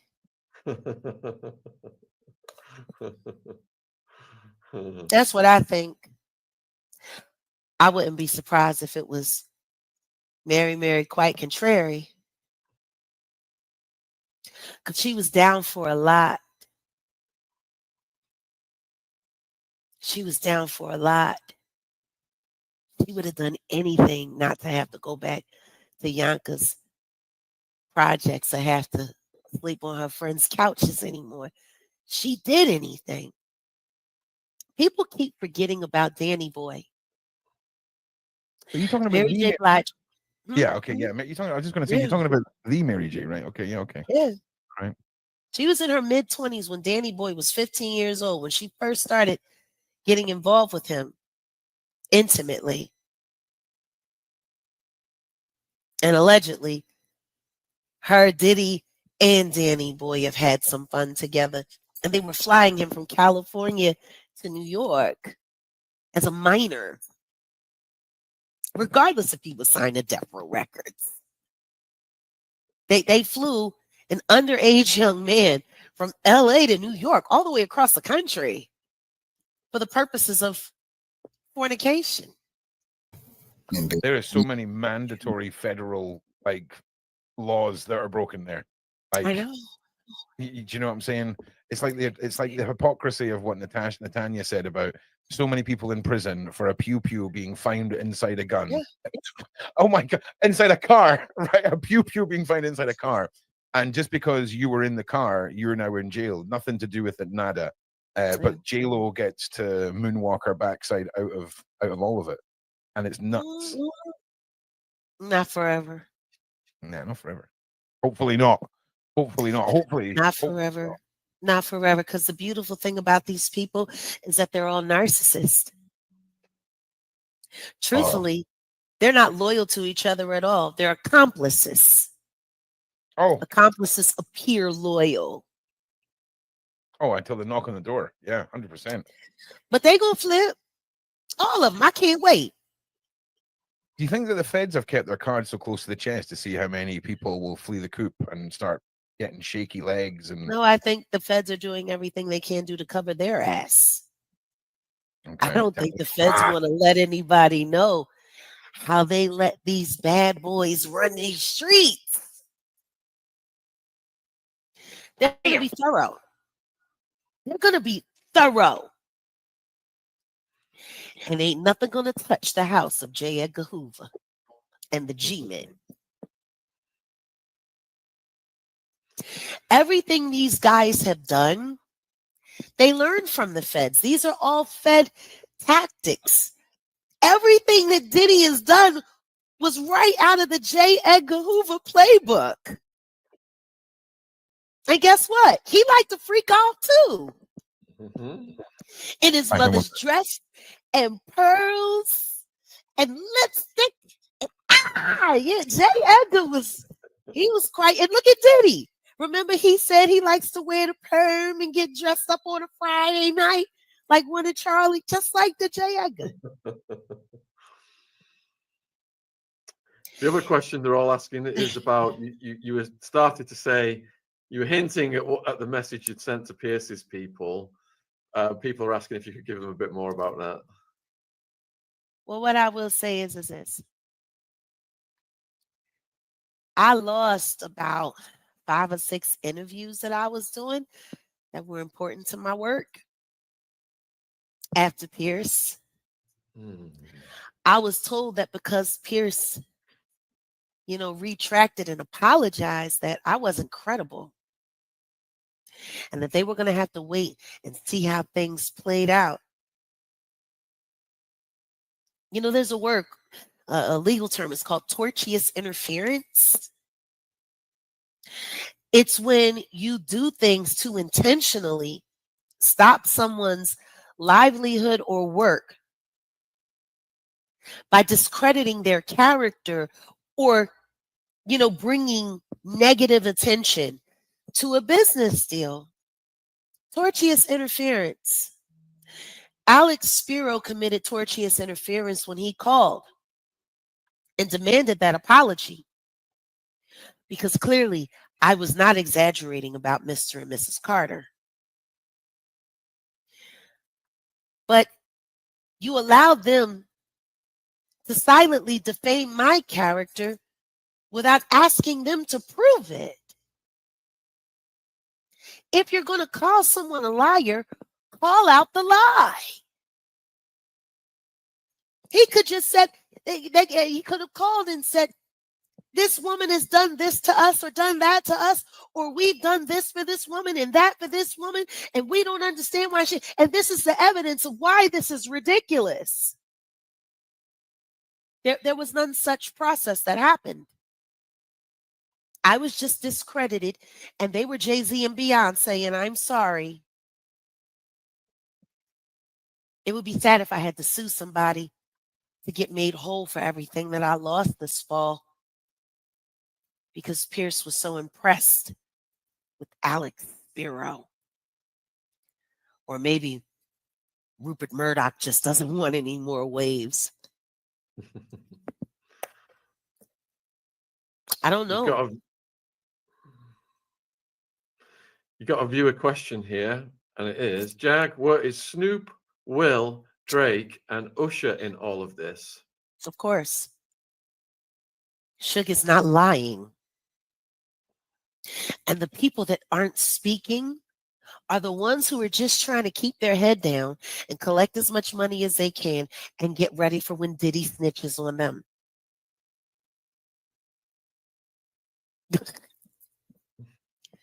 If y'all think,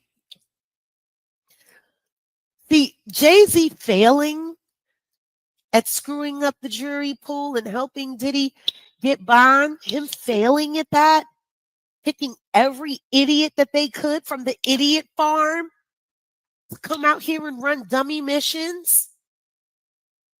It's exactly what I said it was. Starts little fires, runs away, and makes everybody else carry warrior. Little fire number one. Shoot. The Rick Ross thing with me. When they sent Rose to approach me at Sheen magazine, they were expecting that to turn into something, and it turned into nothing. It was because someone there had duped the producer into introducing us for a photo op when everybody else knew we don't bang with each other. They were trying to start an incident there. We never said anything about that. And guess what the troll farm did?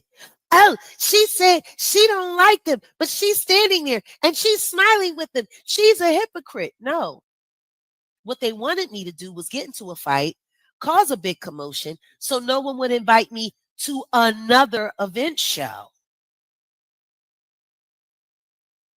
Little fires everywhere.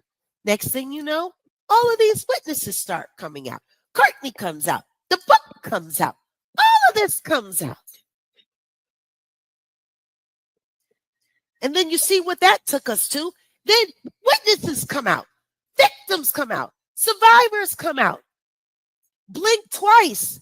The stage play live on YouTube. Are you kidding me? If this is not little fires literally everywhere. And guess what people were starting to forget? Everything I said on Pierce Morgan.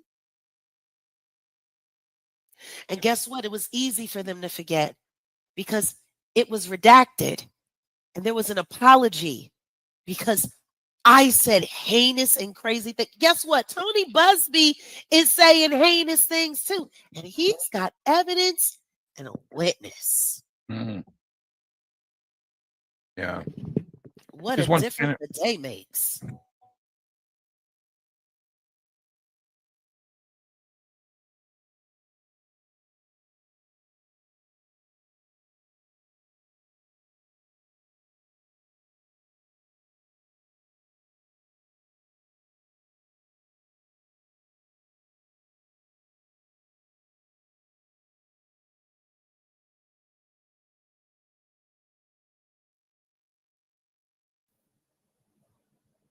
What's up, everybody? It's Make It Make Sense. And because the topic that we're about to cover is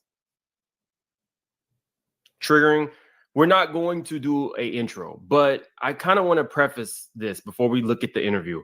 My job here is to bring you guys more of an unbiased opinion. So you'll see me pretty much going in on everybody. And what you're about to see, I see points where Busby is being sloppy, and I see points where Jay-Z's attorney is being sloppy and kind of messy. Usually we don't mind messy, but sloppy is something different. So first we're going to look at an interview that just dropped at like 12 a.m.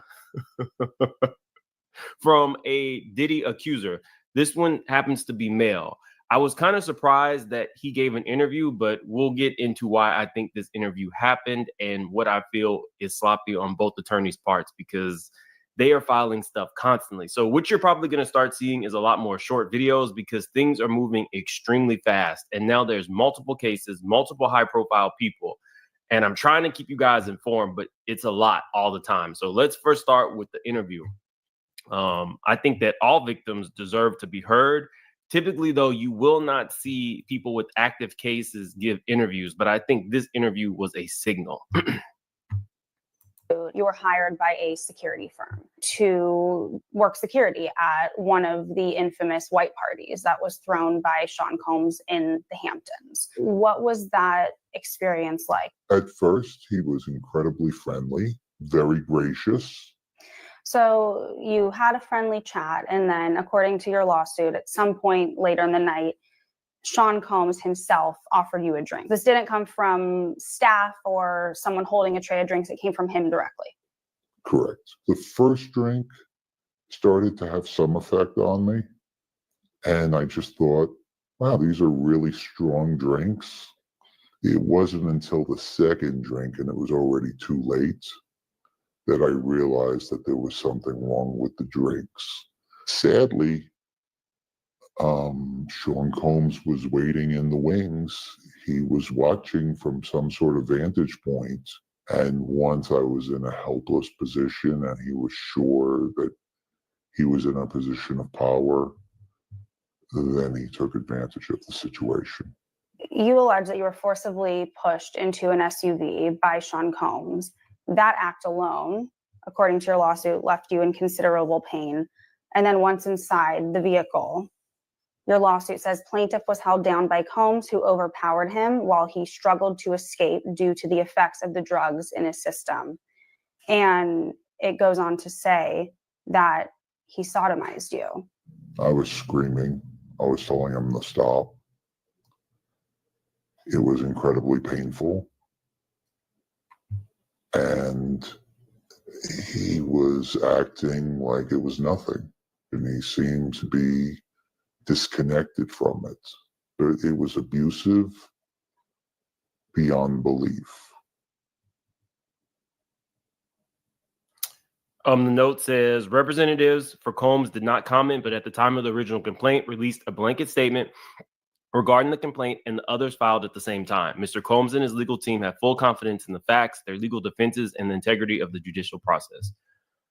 So, in terms of the victim, I think it's important that we hear Diddy in his own words on how he feels about partying.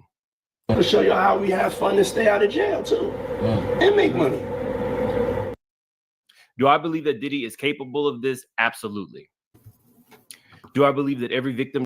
Revolutionary salute to our brother, for the people, for the donation to the war chest. Revolution is a way of life. Say salute to you, brother. Deserves a right to be heard? Absolutely. Do I believe that this victim did anything wrong by doing this interview? Not if counsel told him to. But once I actually read the article, I feel like Busby is sloppy, and I'm about to tell you why. John Doe filed a civil suit against Sean Diddy Combs, accusing him of sexual assault at a white party where Doe was employed by a private security firm. Let's see. Where is the actual article?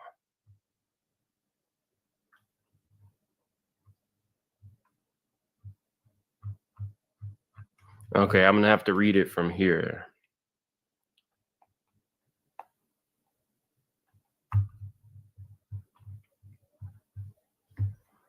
Okay.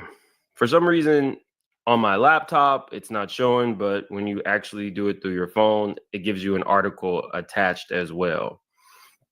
Let's see. Doe initially filed his complaint against Combs on October 14th, alleging that he was drugged and sodomized by the embattled music mogul at one of his infamous white parties nearly 2 decades ago. Let me see. Doe is the first civil accuser of Combs to publicly speak to the media in an interview.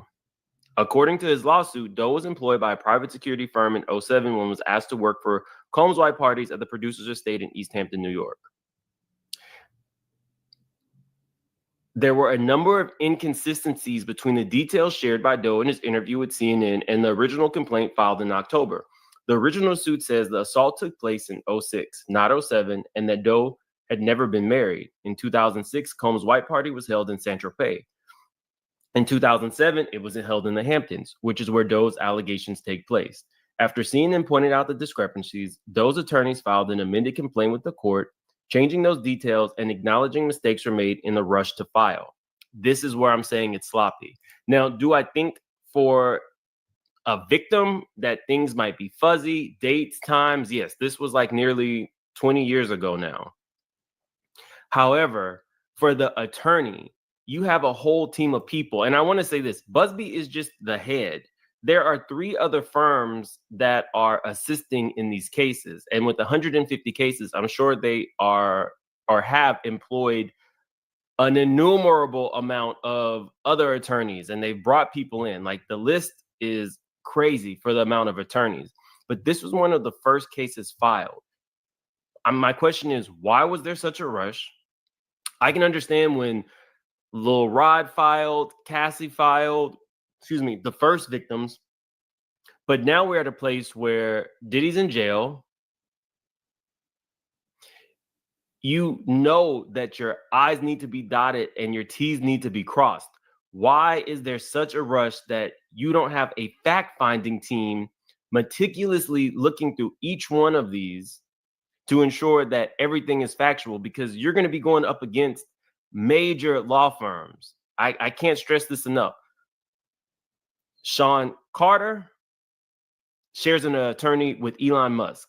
Diddy's attorneys are extremely high profile. They're going to.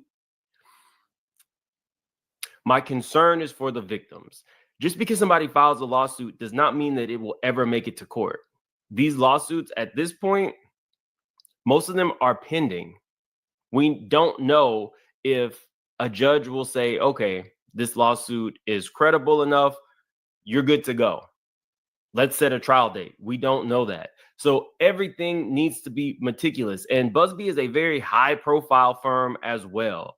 I can't imagine that he's not scanning over these with his private team to make sure that what they are putting forth is the most factual information.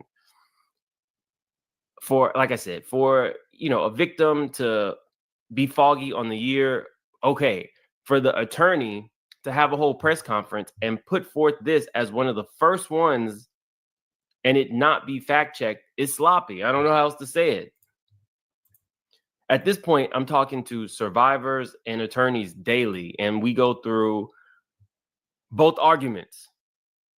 You kind of have to. One thing that people don't understand is it's not just a trial. These people, if it does make it, they're going to go through mock trials. They're going to have people pick people that are in their employ, pick apart everything that they're saying. That's just how it goes, because once you get on the stand, that's what they're going to do.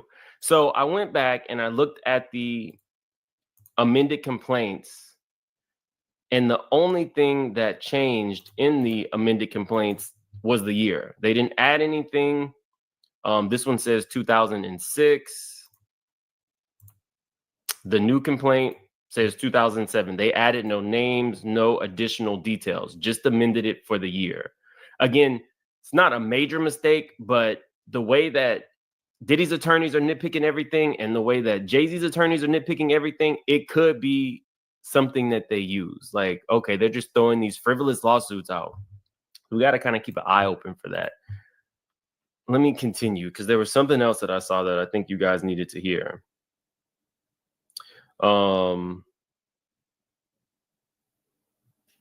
After the alleged assault, he said he struggled to leave the party due to the effect of the alleged drugs in his system and the pain his body was in.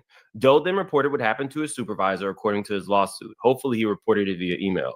Speaking to CNN, he said that he was never asked to work for security for the firm again after reporting his alleged abuse by Combs. I say email because that is something that people can have into perpetuity. You can keep an email for 20 years, especially if you have the same email account. So that would be a paper trail, and that would be a direct shot against Diddy. If he just told him, out loud, that could be a problem. He just dismissed it and said, I'll talk to him. Doe said, recalling a conversation where he told his manager that Combs had sexually assaulted him. After that, he didn't talk to me again. He cut me out of everything. I was totally blacklisted after that. I had to find a different field. Today, Doe no longer works as a security guard. His marriage is also ended as a result of the alleged abuse, he said, because of the trauma he endured that has negatively impacted his relationships. In his lawsuit, he said he has struggled with emotional pain and mental health issues in the year since. For the first time, Doe has revealed that a celebrity witnessed the alleged abuse. Without naming the famous person he recognized, there was one high-profile individual who saw what happened and found it amusing. Here we go. Now we know why he did this interview. I told you guys, I can't remember how many videos ago now, but I told you guys that not everything is going to be included in the complaint. We saw everything in the kitchen sink added to Tyrone Blackburn's complaints, but in terms of Busby, they're scaled back. And I think they're scaled back because he's sending demand letters to the other celebrities who aren't being named. So when I looked up the new complaint, I was looking to see if anything about a celebrity having watched or saw or enjoyed it was included, and it's not as of yet. So again, I like to tell you guys what might happen in the future. And I think that what we're going to be seeing is more amended complaints from Busby's team or Busby's clients that detail stuff with celebrities who have not settled. So I think the rush was partly due to the fact that there are so many lawsuits out there. They're going to go in order. So there may not be anything left. So I do think that's part of the rush, but I also think part of the rush is the settlement request. And with tapes being shopped and everything else, I think Busby felt he had to push these out as quickly as possible so that his clients have a better shot of getting something and the settlements to come before names are named. I still feel like whoever he had on the team who did this intake, who vetted this person, and then pushed this out, it was sloppy. Just my opinion. You guys can put in the comment section how you feel. Additionally, these are pre-recorded videos that you guys asked for that are going to be shorter. So definitely hit the like button. If you are new to the channel, please subscribe. Let's move on. Who do y'all think that this particular high-profile celebrity is who watched this man, be taken advantage of? I know a lot of you guys are going to say probably Jay-Z. I don't know. It literally could be anybody. This was like 07. So there's a lot of people at these white parties. And I like to hear what you guys have to say in the comment section. Now, back to being messy, where I think that Jay-Z's attorneys are messing up. Busby filed this yesterday night. It says, I write on behalf of my client, Jane Doe, as well as on behalf of myself and my firm in response to several recent improper communications directed to the court by counsel for defendant Sean Carter in the above captioned action. On December 8, 2024, my client filed an amended complaint naming Mr. Carter as an additional defendant in this matter. In conjunction with that filing, my firm filed a renewed motion for the plaintiff to proceed anonymously. Rather than merely oppose that motion, as would be expected and proper, defendant Carter filed the very next day his own motion to deny anonymity and or to dismiss Rule 12B. It appears that defendant Carter made that separate filing, which we believe to be procedurally improper and substantively deficient, to serve as the pretext for defense counsel to submit 2 letter briefs to the court on December 9th and 10th. These letter briefs are frankly nothing short of defamation hiding behind the thinnest veneer of litigation privilege. So guys, I read these for you out loud. However, I'm with Busby here. They are playing this out in the court of public opinion, and they are writing these responses for the public as opposed to doing it procedurally. Busby's calling it out. Shout out to Busby. Busby's going to have to be on his P's and Q's moving forward because Jay-Z's attorneys are not playing with him. It says, except for one sentence requesting an expedited hearing, the letter briefs have absolutely nothing to do with the only pending issue before the court, namely whether my client should be allowed to continue to proceed anonymously. The letters otherwise are relevant contentions that the amended complaint's allegations are inflammatory and frivolous, as against counsel's plea that Mr. Carter is entirely innocent, are merely press releases dressed as legal filings. I told you guys that they're playing this out for us. And they're going to do everything in their power to discredit Busby as a person, as opposed to his actual lawsuits. There are so many filings already just since Jay-Z got named. Counsel's December 10, 2024 letter goes much further and entirely too far by accusing my firm and I of outright unethical behavior that never happened, which I would never sorry, my phone keeps ringing. To be clear, my firm and I categorically deny all of the baseless allegations levied by Mr. Carter and his counsel in these letters. We will respond in due course in due time, through memoranda of law and other appropriate means, to the legal issues at hand, as well as the accusations raised by Mr. Carter and his counsel. We will also address verifiable improprieties committed by defense counsel, outright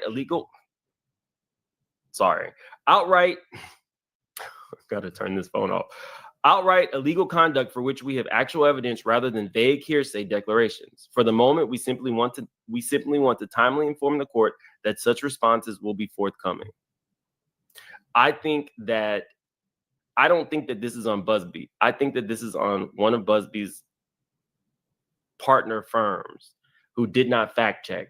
But I guarantee you there won't be too many more of these slip ups. It only takes one. So we might be seeing more amended complaints soon to make sure that everything was properly vetted, dates and times. Either way it goes. Like the video. If you are new to the channel, please subscribe. We're already at like 202,000.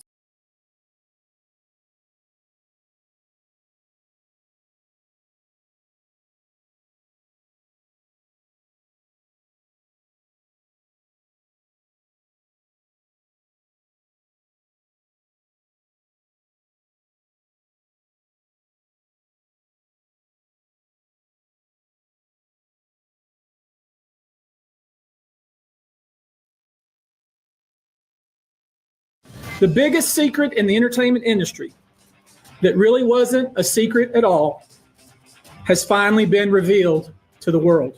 The high-powered Texas attorney who's representing more than 100 of Sean Diddy Combs' accusers is in another heated legal battle with another famous face with close ties to Combs. I expect that through this process, many powerful people will be exposed. Many dirty secrets will be revealed. We know what we are potentially up against. And as is always the case in situations like this, when a celebrity is involved, people can be downright mean and nasty.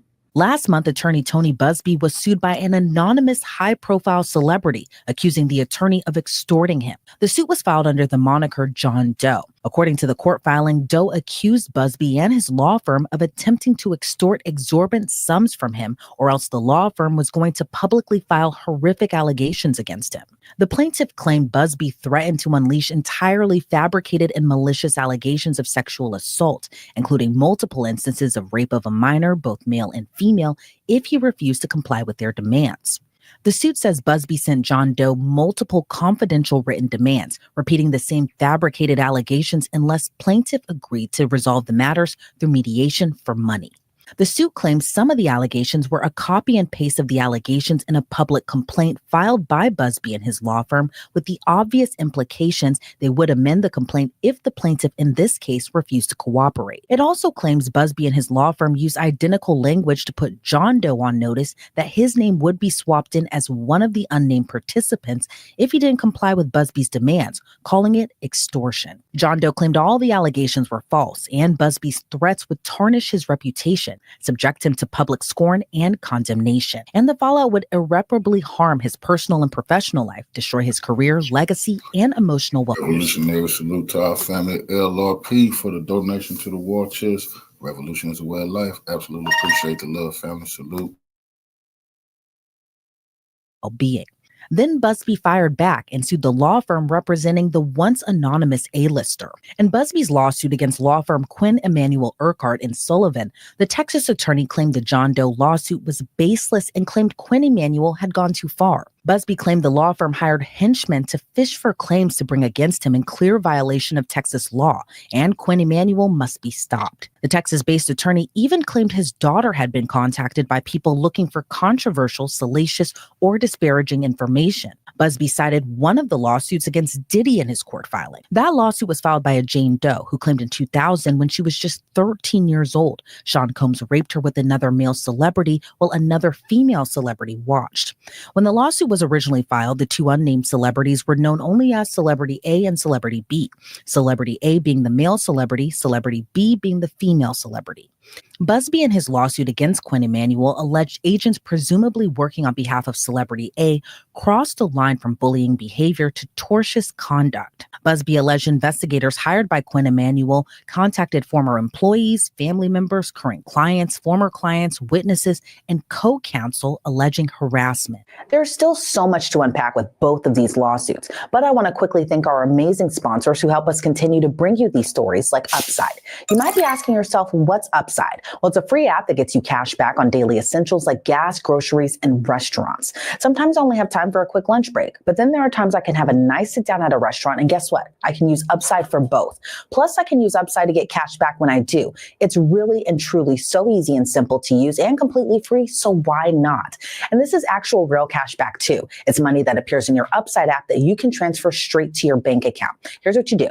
You download the Upside app, claim an offer for whatever you're buying on Upside. You pay as usual using a debit or a credit card and follow the steps on the app and get paid. You can use Upside at places like Dunkin' Donuts, Chipotle, Taco Bell, 7-Eleven, and so many other places. So why not check it out and see if your favorite spot is on the app?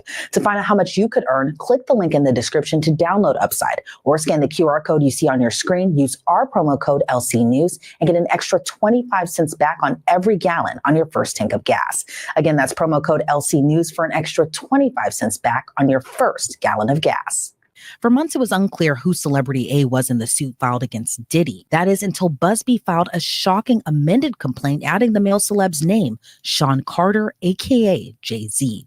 Jay-Z issued a scathing response denying all the allegations made against him, writing in part, quote, "My lawyer received a blackmail attempt called a demand letter from a lawyer named Tony Busby. What he had calculated was the nature of these allegations and the public scrutiny would make me want to settle. No, sir, it had the opposite effect. It made me want to expose you for the fraud you are in a very public fashion. So no, I will not give you one red penny.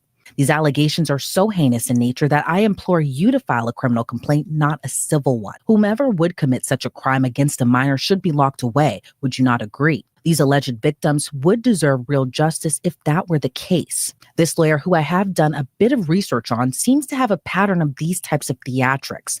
I have no idea how you come to be such a deplorable human, Mr. Busby, but I promise you I have seen your kind many times over. I am more than prepared to deal with your type. You claim to be a Marine. Marines are known for their valor. You have neither honor nor dignity. The statement went on to say, "My heart and support goes out to true victims in the world who have to watch how their life story is dressed in costume for profitability by this ambulance chaser in a cheap suit. You have made a terrible error in judgment thinking all celebrities are the same. I am not from your world. I am a young man who made it out of the project of Brooklyn. We don't have these types of games. We have very strict codes and honor. We protect children. You seem to exploit people for personal gain. Only your network of conspiracy theorists, fake physics, will believe the idiotic claims you have levied against me, that if not for the seriousness surrounding harm to kids would be laughable. I look forward to showing you just how different I am." But Tony Busby also responded with his own fiery post, writing, quote, "Mr. Carter previously denied being the one who sued me and my firm. He filed his frivolous case under a pseudonym. What he fails to say in his recent statement is my firm sent his lawyer a demand letter on behalf of an alleged victim, and that victim never demanded a penny from him. Instead, she only sought a confidential mediation. Since I sent the letter on her behalf, Mr. Carter has not only sued me, but he tried to bully and harass me and this plaintiff. His conduct has had the opposite impact. She is emboldened. I am very proud of her resolve. As far as the allegations in the complaint filed, we will let the filing speak for itself and will litigate the fact in court, not in the media." Well, a crazy turn of events since Busby was sued last month. Let's break this down with attorney and litigator Rich Schoenstein. Rich, it's always so great to see you. It really was a crazy turn of events. What do you make of the most recent turn of events, I should say, where, first we have Tony Busby, who was sued for extortion. Then we have Busby suing back, also claiming harassment. And then we figure out that Jay-Z is somehow involved in all of this in a way, allegedly. What do you make of that? Well, this is really taking quite a turn. So what you have here now are three additional parties in what was really a prosecution of Sean Combs and a bunch of civil cases against Sean Combs. So now you add to that Tony Busby, who's a very prominent lawyer. He's been down this road before. He was down this road with Deshaun Watson. So he's used to this kind of case. And by all appearances, he's good at it. Then you have Jay-Z, who now has been unmasked as one of the mysterious people allegedly involved. And then on top of that, you have Jay-Z's attorneys, Quinn Emanuel, which is one of the greatest trial law firms in the country. I mean, they're a national firm. They're superb. His main lawyer is Alex Spiro. That's the guy who got Alec Baldwin off. Yep. So, those are big fish when you talk about those kind of players.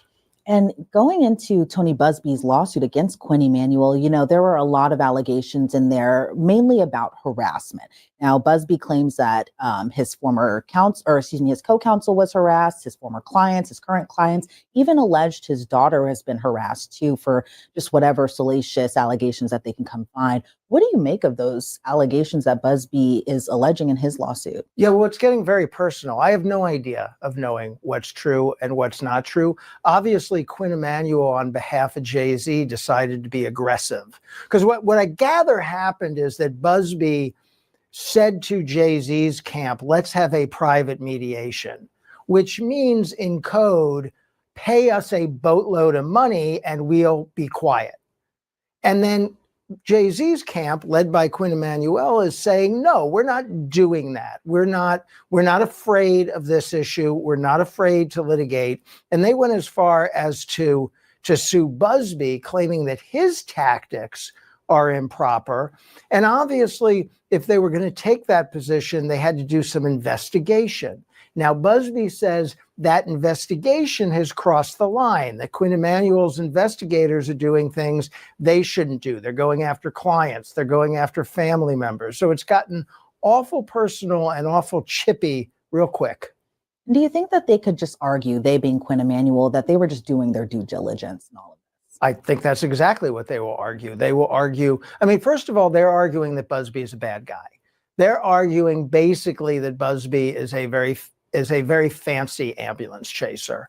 And he is out trying to generate clients. And that in this case, client means person who would like to get a check from Sean Combs or Jay-Z, who may or may not have been the victim of any actual misconduct. And it's the same kind of thing we saw in the Watson case, where the allegation is that he's being too aggressive in soliciting and generating claims, and that the driving motive is not making things right for the victim as much as generating large settlements and large collections for his law firm.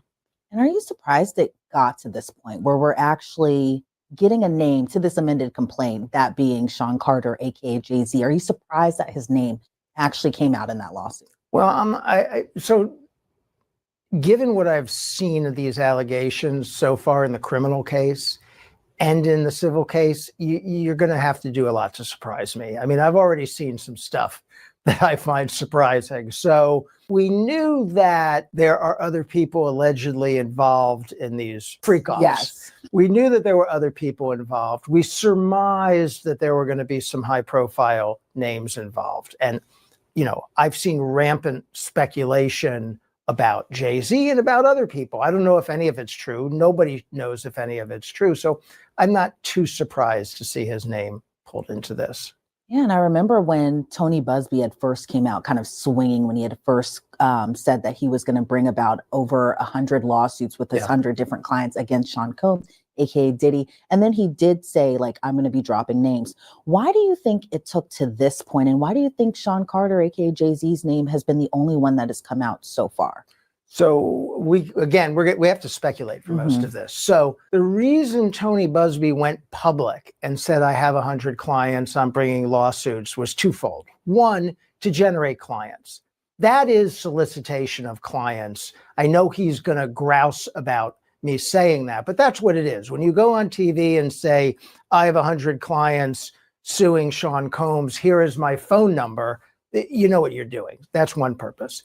The other purpose is to scare the defendants, is to let the defendants know that he's in it, he's got all these people lined up, he's coming to get them. So when they get his letter, they go, I don't want to deal with this Busby guy. I want out. I got to write a check. And what we don't know, Elizabeth, is how many of those letters has he sent to other people? Have any of them been successful? He may have already settled with some people. We have no way of knowing, right? Because a lot of people would want to settle to keep their name out of the papers and out of the courts. Yeah, and I think seeing Sean Carter's response to everything was pretty fiery. He made a fiery statement to his Rock Nation social media platform, and he called Tony Busby deplorable, kind of really went after him with a lot of personal attacks while also denying all the claims that have been made against him. What do you make of his response, him being Jay-Z's response to being named in this lawsuit, but also just, the fiery allegations he even made in that statement? Yeah, well, that statement is really an offshoot of the litigation. So they sued Busby in California. I love the forum shopping part of this. They sued Busby in California. Then Busby sued Quinn Emanuel in Texas, which is his home state. And of course, most of these lawsuits are pending in New York, I guess some in California involving Diddy. So we're all over the place. But Jay-Z has chosen a very aggressive tact here. He's retained a very aggressive lawyer and law firm, and he is saying, I didn't do any of this. This is a shakedown. This is extortion. I'm not going to stand for it. This guy is bad, meaning the lawyer. He's not attacking any victims. That's very smart. Attack the lawyer, don't attack the victims. And that's the way he's going to defend the case. Time will tell if it's successful. And do you think because he had chosen not to settle out of court, that kind of speaks to a little more validity of him denying these allegations? Do you think that helps in his case? Because obviously, when we see these types of lawsuits, we're going to get a lot of public perception about what had happened. But do you think because he's attacking Tony Busby in such a way, he's kind of helping protect his reputation in a way, or do you? Oh, well, it's entirely a reputation protection matter. I mean, the mission here for anybody who gets tied up in this is, number one, stay out of jail. Number two, protect your reputation. And number three, try not to pay out a lot of civil settlements. Now, some people will pay civil settlements because it works to protect their reputation, even if they don't really think they did anything wrong. They might think settling is a cleaner, cheaper, faster path to peace than litigating is. And sometimes that's right. I never read into a settlement. I never read a settlement as an admission of liability. I understand why some people do. Do you think Tony Busby was over ambitious in bringing the amount of lawsuits against Sean Combs, maybe not realizing how much of an entity he was and how, he's in his trail could bring down a lot of establishments in a way? Well, it's a really good question. So I'm going to give you some considerations because I've thought about this issue. One thing that worries me about it is there's sort of an inherent conflict of interest in representing that many people. What if some of the people he represented turn out to have been willing participants in these freak-offs? And so now he's representing willing and unwilling participants, or people at different levels of culpability. That could present some real conflict of interest. What if one of his clients saw another one of his clients do something wrong? That can present a real conflict of interest problem for him. So put that aside. On the other hand, handling these matters en masse, getting all of these plaintiffs together makes it much more efficient and affordable for the litigants because they're going to share, or probably he's doing these mostly on a contingency basis. He's going to get a lot of bang for the buck on his efforts by having so many plaintiffs. He's going to have so much access to so much information by having so many of them. There are advantages to his investigation and presentation, but there is that conflict issue. And to your point, he has made himself a pretty big target. Do you see a point where Sean Carter and Tony Busby ever litigate their lawsuits against one another? Yeah, I think there's a good chance we're going to see these lawsuits go forward. So lawsuits only end, they can be dropped voluntarily. Don't see that happening. They can be settled. Don't see that happening. They can be thrown out by a judge.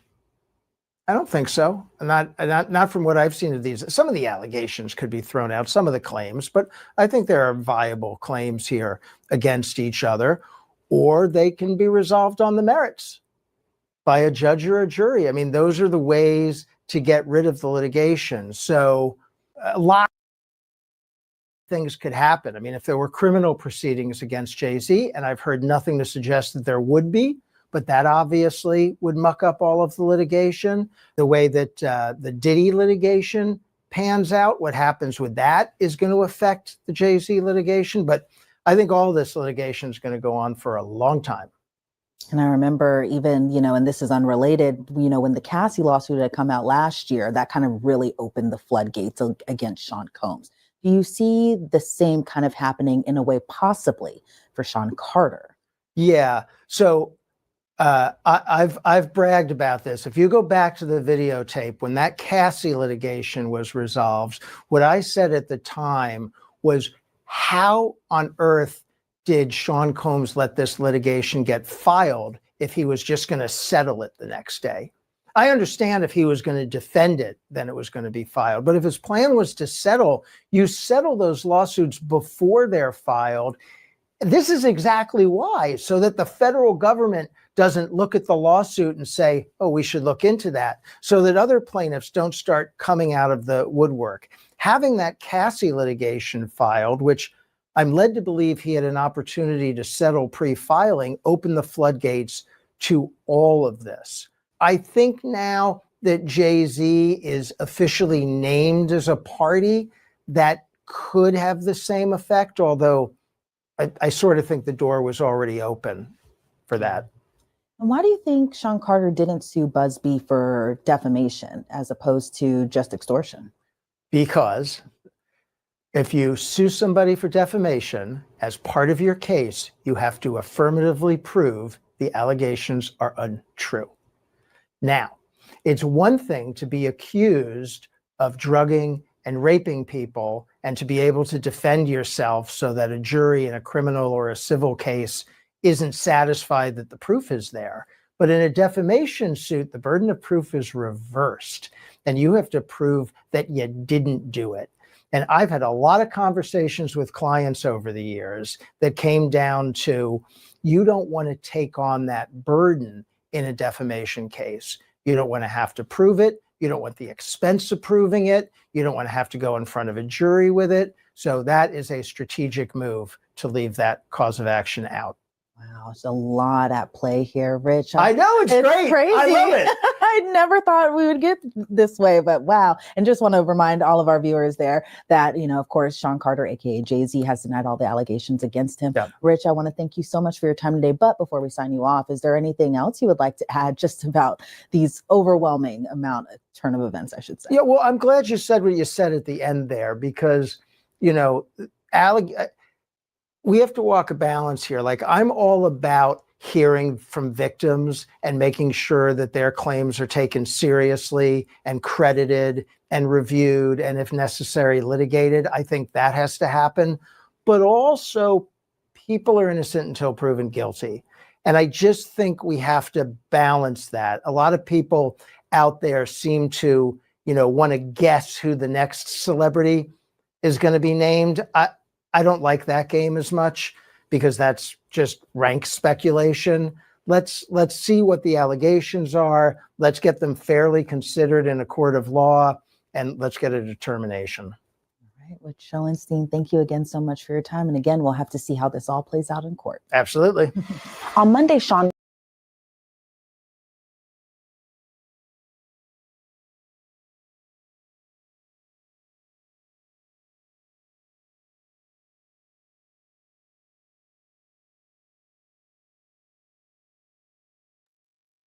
Hey, what's up, guys? How y'all doing today? Well, baby, if you are Sean Jay-Z Carter, the legal community has come out and said, you better count your days, because they are now calling BS for your whole tactic against Tony Busby. Y'all, what am I talking about? We have been saying this for days, okay? What is Jay-Z's problem? Where is the denial? Where's denial? What denial? Also, why are you not going after the facts of the case instead? Why are you attacking an attorney? I'm not saying that Busby is Jesus Christ incarnate. What I am saying is, what does anything you are saying have to do with the case? Busby filed a surprise motion yesterday where he told the judge, just that. However, the legal community is now stepping up and they are reminding everybody not only what is going on, how serious this is, but also Jay-Z is literally digging his own grave. One that not every, but a lot of illegal experts says he is about to fall into. But don't believe me? Listen to this preeminent trial lawyer break it down and explain, and then meet me after the jump because we have to talk about the other stuff that Jay-Z's been up to. Let's go. Sean Carter, i.e. Jay-Z, gets named now as the main defendant in a rape case out of New York by trial attorney Tony Busby. We're seeing Sean Carter come out now and defend himself online, putting out statements. The thing that pops up is not immediately innocence and guilt. It's how did it get this far? Carter starts attacking Tony Busby, saying, hey, he sent me a demand letter and he's trying to extort me. Well, newsflash, and Jay-Z's people know this, that every lawsuit starts with a demand letter. Everybody gets put on notice that they have a claim and gives them an opportunity to resolve. Now, if you believe in your innocence, that's fine. But here, what does innocence have to do with this? He has too much exposure going forward. These are heinous allegations. He even says it himself. Now you're getting tied to Sean Combs, who's indicted and standing trial for racketeering and extortion cases, just horrific stuff, RICO violations. And now Carter's brand is being brought into this. It's being alleged that he raped a 13-year-old. I hear you. I understand the defenses. If you're Sean Carter, hey, 24 years ago, you have an anonymous source, an anonymous victim. It looks like it's just a shakedown by an ambulance attorney. Well, look at it on the other side. Do you really think Tony Busby, who's a powerhouse trial attorney out of Houston, Texas, who's taken down monster verdicts and literally just got appointed by the attorney general to take on investment firms on behalf of Texas, moves forward on a lawsuit if it's a bluff? It just doesn't make sense to me. You got to believe that Busby would say, hey, look, I'm not going to allow this case to come down to a he said, she said. Busby knows that the anonymous victim is going to have to be disclosed. They know this anonymous victim is going to have to take depositions. So there has to be more evidence. A bluff would be, hey, I sent you a demand letter saying that we believe you caused these injuries to my client. We're asking for this much money. You say no, and nothing happens. Busby didn't do that. He called his bluff and he took it public. And in fact, he went as far as to say, you know what, we're amending the complaint where we had you as celebrity A that was watching the rape, but now we have enough evidence and believe you were the one who actually committed the rape. Now, John Carter's team will attack that and they're going to say, you didn't even know what you were doing. But my point is, this can't be a bluff. And my point is, I don't understand what Jay-Z is doing. He's putting out these statements that Busby's going to use against him. Literally, Carter is saying he represents the heinous nature. He understands it, and that it rises to the level that it's so bad because it's rape that it should be a criminal prosecution. I could think of nothing better as a trial attorney to use those words against the defendant in a deposition. Remember, you're in the civil context. Busby's going to be able to depose everybody. He's going to be able to get to Combs. He's going to be able to get to Carter. He's going to be able to get to witnesses. They're talking about limousine drivers. Now, yes, there may be a victim issue, but at the end of the day, everybody says, hey, this was 24 years ago. Yeah, let me know how that turned out for Bill Cosby. At the end of the day, I don't understand why Carter's people are letting him get out there and plead this innocence. I get it from a position that you want to get out in front of the jury. You want to claim your innocence. I just think that they're messing up with the wrong tactic by trying to attack the trial lawyer, because this is not a shakedown of Vontae's situation. This is a real heavyweight lawyer that knows what he's doing. And Sean Carter better be real careful. Exactly. Meanwhile, Jay-Z, instead of presenting things in evidence, right? Sworn affidavits from your limo driver, sworn affidavits from the people around you. Jay-Z sworn affidavit under penalty of perjury, sworn affidavit from whoever celebrity B is. I don't want to know who celebrity B is, low key, right? They're saying it might be J-Lo. Listen, let's stay on topic. We'll do that in a different video. However, sworn affidavits, proof, logs, anything. Instead of presenting it in a court of law, they're taking it to social media and putting it in shade room comments and on Twitter. What is going on? Why are you guys dropping evidence in social media and not in court? It's because whatever you drop in court, it needs to be under penalty of perjury. Now, let me just say this. Does this mean Jay-Z is guilty? Absolutely not.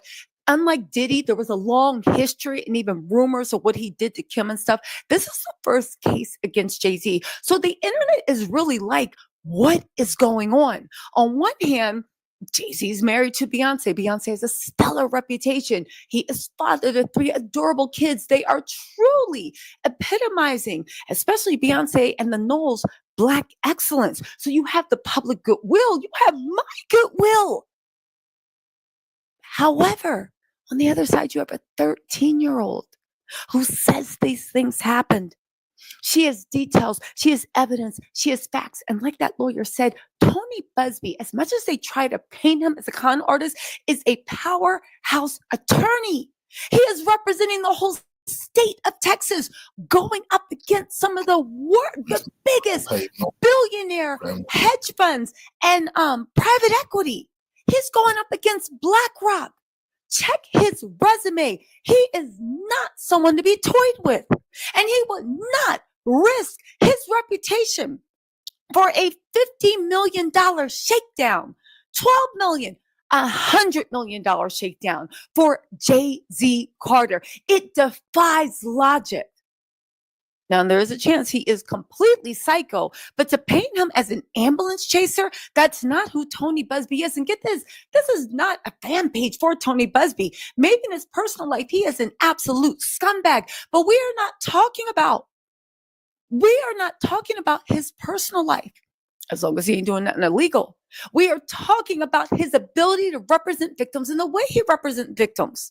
Now, another thing that people have been trying to tear apart is that 13-year-old and whether it seems plausible that a 13-year-old can be knocking on limo drivers' doors during the VMAs, and also whether she even was allowed into an after party at club. Now, listen, I will say this as somebody that had my entire full body developed at 13, 14. But even when I literally did not, and women tattletale and men jump in the comments, the people that like them young, baby, they like them young. But otherwise than that, bouncers don't care. What y'all think really been going on? Bouncers are IDing people. All they do is be playing God at the door. No shout out, no shade if you're a bouncer, but that's all they be doing. Playing God in the door while people are begging, willing to do anything to get in a club. Stop acting like they are these paradigms of virtues. Now, I'm not saying there's not some bouncers that be like, yo, what are you doing here? Get out. But if somebody is hand delivered to the person throwing the party, you are not going to ID. And let us also not remind that this was supposed to be a private house party. So where was the IDing going? Where was it? Have you ever been ID'd to go to a private party? Exactly. On top of that, right? Let's look at this. Diddy is notorious from day one of his parties were the hardest to get into. The guest list was bulletproof. You could not sneak in. You could not come as a +1. On top of that, you had to sign an NDA and you had to do what? Usually give up your cell phone. This was as true as it is in 2000 as it is now. That's why the driver hand delivered this girl.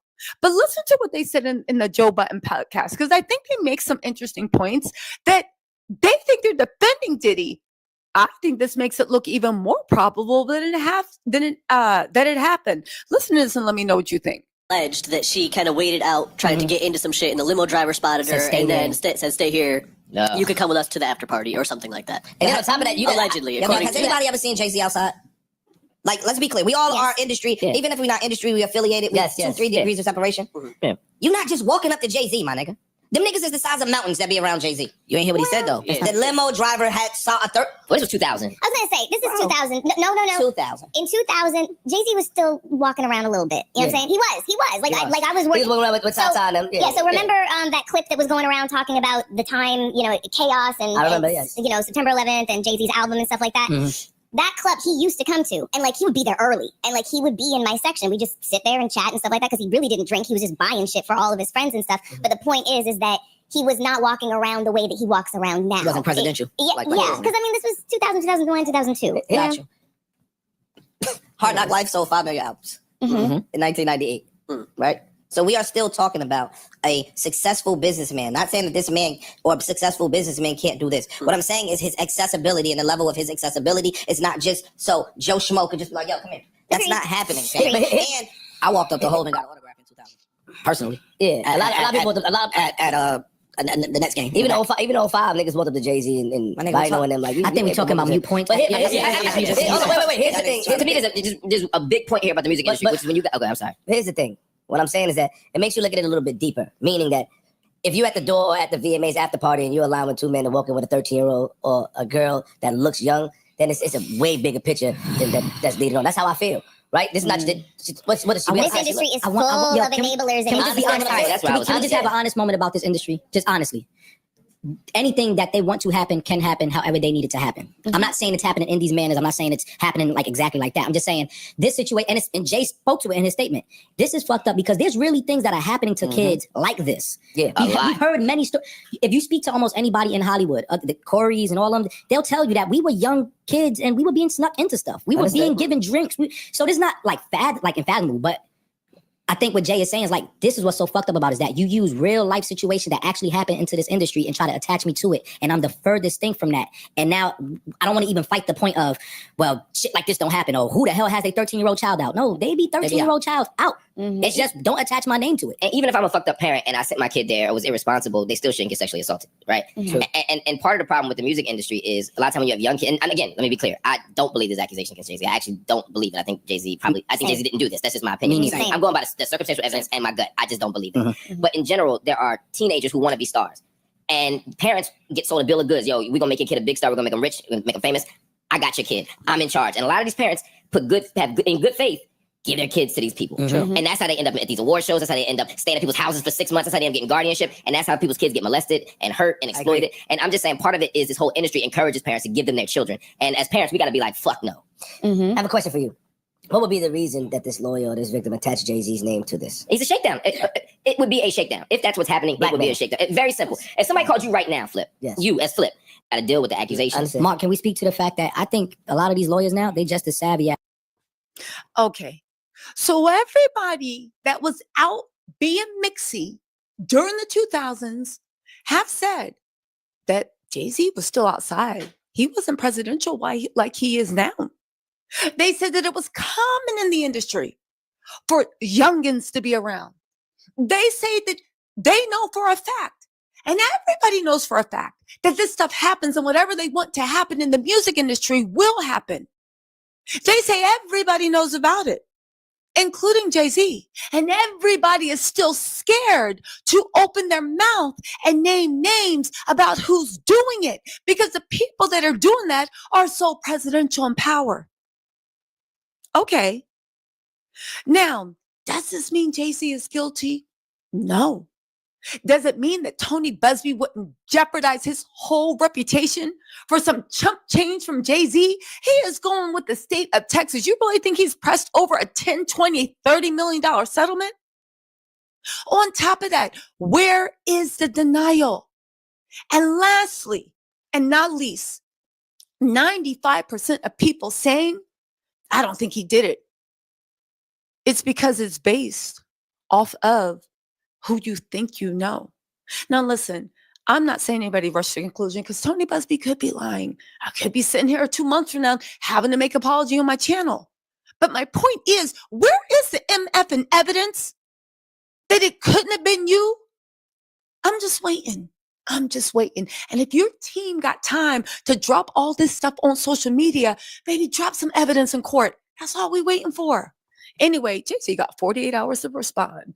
I'm just saying, you got 48 hours, but Tony Busby probably waiting. Anyway, y'all, let me know what you think in the comments. I will talk to y'all later. Bye.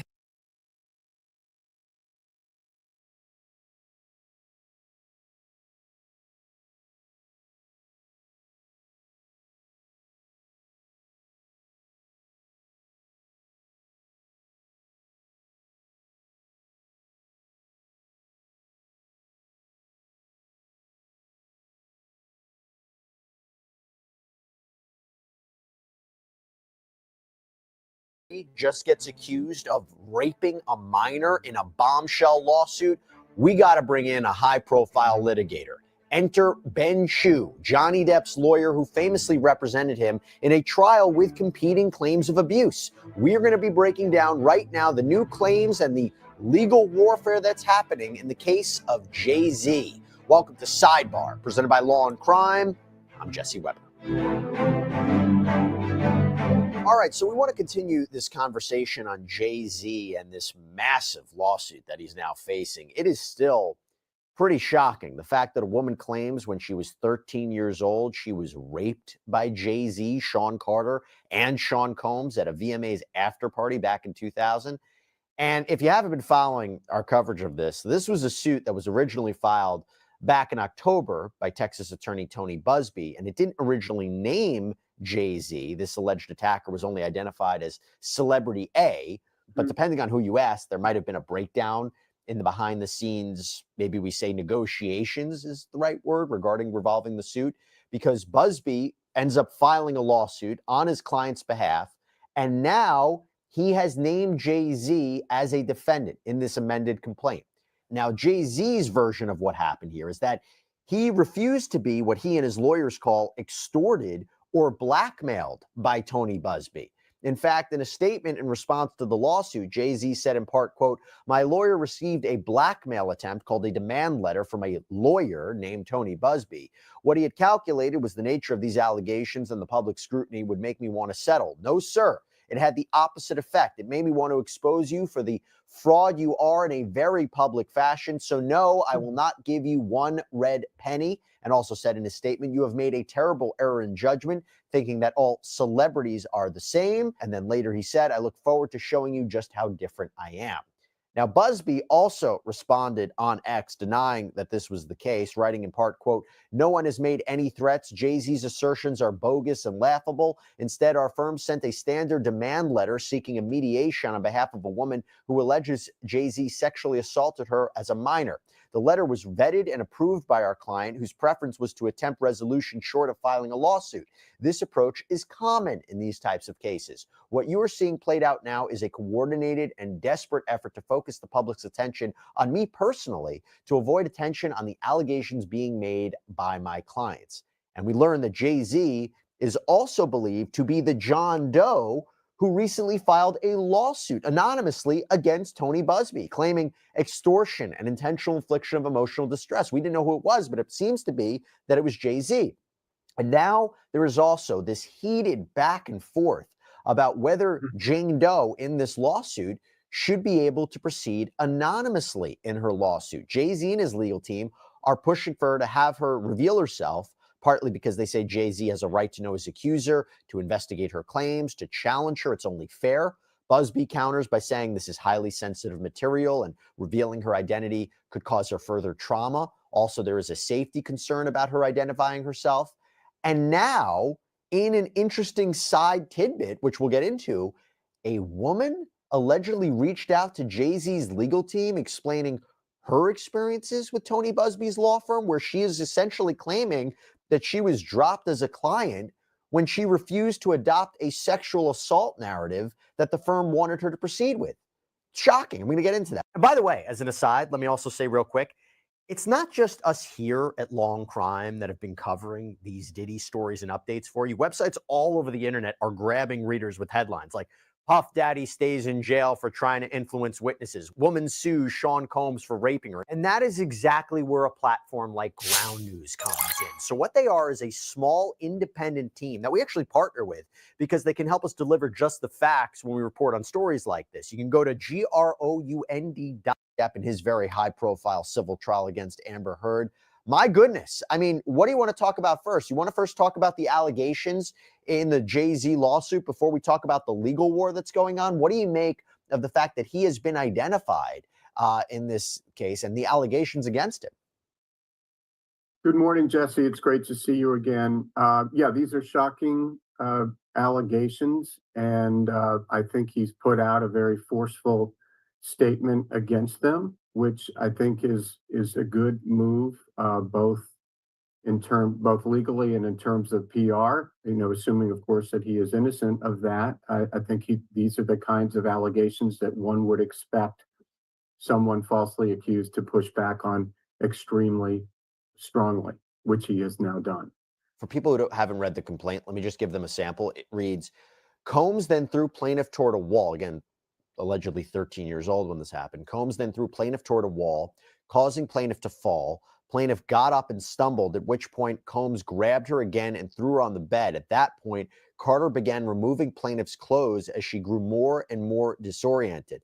And then the complaint says that Jay-Z raped this 13-year-old, and then Diddy allegedly raped her too. And she claims she actually fought back, hit Combs in the neck, was able to grab her clothes, run out of the room. Ben, could she win a case like this based purely on her testimony? If this is so old, maybe there's no surveillance, maybe there's no text messages, maybe there's no forensics. Could she win based purely on her account of what happened? She could theoretically win if her testimony were especially compelling, but I think you put your finger on one of the real weaknesses, is that these allegations are ancient. One thing that leapt out to me is the allegations also include that there was a witness, yes, other than Diddy, who a female, another woman. Her testimony, and obviously she will be subpoenaed, could be crucial. I mean, if that testimony corroborated the plaintiff's claims, then that would be something that would really be a game changer. But the plaintiff alone, I think, is going to face some credibility issues, especially when you have Jay-Z. I mean, Diddy, the allegations are pretty widespread, but there haven't been similar allegations about Jay-Z, and that really sets his case apart. I believe you're referring to Celebrity B, this female celebrity who was in that room. Do you think this person has settled maybe her claims with Tony Busby? What do I mean by that? If she was present, I imagine that Tony Busby might have reached out to her and said, listen, I can file a lawsuit against you too because of you being there. You were present. You were a witness. Maybe. Do you think that this is a person who maybe already settled her claims so that she would be a cooperating witness for Tony Busby's case? I mean, tell me how you think that might work.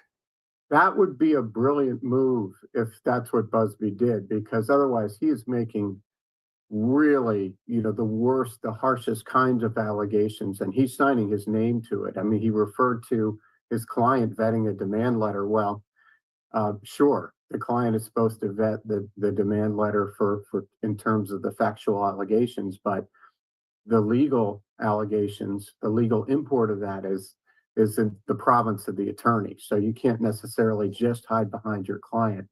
But were he to have made a deal with Celebrity B, that would really backstop both his client and himself in terms of his potential exposure for being involved in frivolous litigation. But you think Celebrity B would take any kind of deal where they have to testify and say, yeah, I was in a room while a 13-year-old was being sexually assaulted, and yeah, I'm not being sued now because I settled my claims? I mean, either way, if this is true and this person knows who Celebrity B was, I can't even imagine, even if they were a cooperating witness of some kind, that they don't look really, really bad from this. I totally agree. I think that premise is dubious for the reasons you mentioned. I mean, Celebrity B, while it would be a terrible thing not to have reported these crimes, and they're very serious crimes if in fact they were committed, but it's unclear what, if any, civil liability Celebrity B would not have or would have for not being a good Samaritan. I mean, I think the statute on that, to the extent that there's any liability for not reporting, had long since been passed. So I don't think she would have any legal or factual incentive to make such a deal. I think her incentive would be not to cooperate at all and to deny that she witnessed any such thing. Right. Let's get into a little bit of this legal warfare that's going on. What do you make of the fact that Busby revealed Jay-Z as Celebrity A based on what he says was a failure to meet on mediation, that this was a standard demand letter? What do you make of his version of events? Well, I have one problem. I mean, he's right in the sense, as you know, Jesse, that it's standard and it's smart to give a potential defendant an opportunity to settle prior to prior to filing a lawsuit, because at that point, the plaintiff would have kind of detonated the grenade and forced the defendant in a position where he almost has to fight. Whereas when you send a demand letter and say that you're interested to talk and settle the matter on a confidential basis, that is an appropriate standard thing to do, assuming that you have a legitimate claim. Where I think he's on weaker ground is where he is litigating this in the media and making statements defending himself. One of my mentors always told me, never defend yourself, defend your client, and always remember that you're representing yourself. And the only time you answer any allegations against yourself is when a judge is specifically asking you to. And I think that Busby crossed that line in the sense that he's now giving press conferences talking about himself and his own actions when he should be representing his client. That's just my opinion, but I think it's unwise for him to get into a PR war.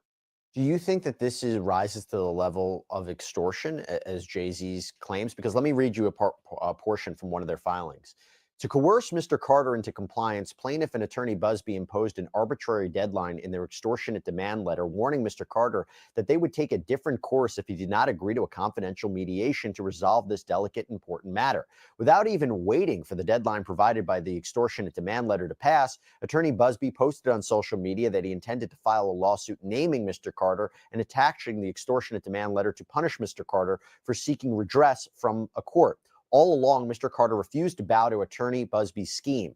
Faced with the choice to either pay an exorbitant sum to silence plaintiff's wild, false allegations of sexual assault, risking irreparable harm to his reputation, family, career, and livelihood, or face a barrage of baseless lawsuits and financial ruin, Mr. Carter stood his ground. On November 18, 2024, Mr. Carter filed a complaint against attorney Busby and his law firm for his extortionate conduct. So a little bit what you said about the media, but what do you take about that version of events? Yeah, I don't have any problem with Busby giving a deadline. You really have to give a deadline. Otherwise, there's no incentive for the potential defendant to ever respond. But what the problem in this scenario is that he didn't give the defendant the full benefit of the deadline. In other words, if you give somebody a deadline, respond by December 27th, you shouldn't say anything until December 27th. Unless the defendant has already said, no, we're not going to pay, go ahead and file your lawsuit. So I think if you give somebody a deadline, I think you should honor it. You shouldn't act prematurely. If you go public prematurely, it's a badge of bad faith. Whether it is bad faith or not is open to question, but it's, I think if you've got to be true to your word. If you want to give them a deadline, let them have until the deadline. Also, I want your thoughts real quick on something else, Ben. The idea that Jane Doe should have to reveal her identity, and whether or not the court will say she has to reveal her identity, and B, is that the proper move from Jay-Z's camp to do? So there's two sides to this. Busby says in part, sensitive, details of sexual assault, her having to reveal that is incredibly traumatic. The media attention on this case would create a chilling effect from other people coming forward. Combs has made threats of violence in the past, so her, revealing herself could be problematic. Jay-Z argues, look, I have a right to know who my accuser is, to research that person. People won't come over with helpful evidence that could help my case, my defense, if they don't know who this person is. The public has a right to know who she is. She is the one who filed the lawsuit, put her credibility into issue by voluntarily filing a lawsuit. Who's right? I have fairly strong opinions on this since I've had several clients who've been in that position, and I think that Jay-Z's counsel is absolutely right on this. If you make serious allegations of this nature, you shouldn't be able to hide behind the shield of anonymity. These are incredibly serious. I mean, to me, I would rather be accused of murder than rape of a child. If you were going to make these kinds of allegations, I think you have to be revealed. Now, exceptions for that are the ones you mentioned. If this victim or alleged victim were still underage, I think there'd be a strong argument for protecting what would be a child. but this is an adult woman at this point. Second exception is the one you also referenced, the possibility of violence. Now that's quite real, and I think that's something the judge would have to weigh. Although I don't think there's any indication that any threats have emanated from Jay-Z's camp. Right. But absent something like that, a real showing of potential danger should the plaintiff's name be revealed, I think it's absolutely fair for the accuser's name to be mentioned. And the reason why I think also in terms of the fairness is that if that person's name is out there, then people may come forward. You know, if there have been I had a case where we did a similar thing, that our client was accused of civilly of sexual battery, and we moved the court to have that adult plaintiff named. The court granted that, and when that happened, we got all kinds of communications from the public at large saying, we know this person. And it turned out that person had a lot of skeletons in his closet. And frankly, we would not have had access to that, but for, that information being out there. So I think Jay-Z's slightly different situation because he's got a lot of resources and, great lawyers at his disposal. But I think in terms of fairness, the presumption should be that a plaintiff should be named. And look, other courts in other Sean Combs cases have ruled that the plaintiffs, the Jane Does, have to reveal their identities. Anna Cain is one of the most recent examples of that. And by the way, if this Jane Doe has to reveal herself, it might be a question whether she wants to continue the lawsuit if her name will be public for everybody to see. Okay, before I let you go, Ben, have to talk to you about this final update. So Jay-Z's counsel filed a letter with the court saying that this woman called their offices, and she says that she had called Tony Busby's firm regarding allegations of sex trafficking and abuse, but she made it clear to them it had nothing to do with Sean Combs. She says, first, the firm representative asked her, when did you meet Diddy? And she reemphasized again, my claims aren't about him. She said that they encouraged her to proceed anonymously, even though she claims she didn't want to. They also allegedly discouraged her from contacting law enforcement. And she said she felt pressured to make false claims about being drugged, held down, physically assaulted. And she says when she refused to adopt that narrative, Busby's firm dropped her as a client. And the associate who spoke with this woman recounted this conversation in a sworn declaration with the court. Now, Jay-Z's firm says this is further evidence that Jane Doe, in Jay-Z's case, shouldn't be able to proceed anonymously, and that Jay-Z and his team have a right to thoroughly investigate and respond to these allegations. Now, according to TMZ, Busby responded to this, saying this is so ridiculous. If someone calls our intake and has a viable case that we believe has merit and we can pursue, we will pursue it. We are currently pursuing hundreds of cases against individuals other than P Diddy. What we won't do is pursue a case that we don't believe has merit. I can't speak to what she told the intake folks to even tell you what this woman claimed if and when she called. But then he says, we certainly don't need to pressure anyone to pursue a case. And he also introduced a filing where he's going to say, I'm going to respond in due time with a memorandum of law and other appropriate means. But he was basically denying this happened. Ben, your thoughts? Well, again, I think Busby's talking too much. I mean, who does he represent? Does he represent himself or does he represent actual clients? I think these are two separate issues. I think this issue really relates more to a potential bar complaint against his firm. I don't know that it will help Jay-Z that much directly because this smacks to me like propensity evidence in the sense that, as you know, judges don't generally allow evidence of similar or allegedly similar conduct to be introduced in a particular case. So I think it's a bit of apples and oranges. I think it's potentially true, a real problem for Busby's firm. Not saying it's true. We have no idea, but I think it's a bar complaint issue rather than something that would help Jay-Z. Are we in dangerous territory of someone suing someone for defamation? Because Busby filed another letter with the court, and he said that the correspondence with the court from Jay-Z's side is nothing short of defamation, hiding behind the thinnest veneer of litigation privilege. Like, I know that there's accusations that are made between attorneys and between, a defendant and a plaintiff, but are we in dangerous territory of defamation suit?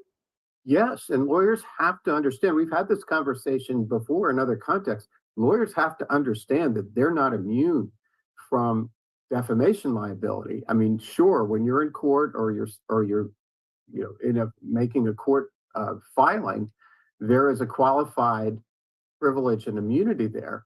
But when you step out of the courtroom and you're making statements to the media, you are no more immune than anybody else. And this is where I think there's a conflation among certain attorneys, especially in high-profile matters, to forget themselves a little bit.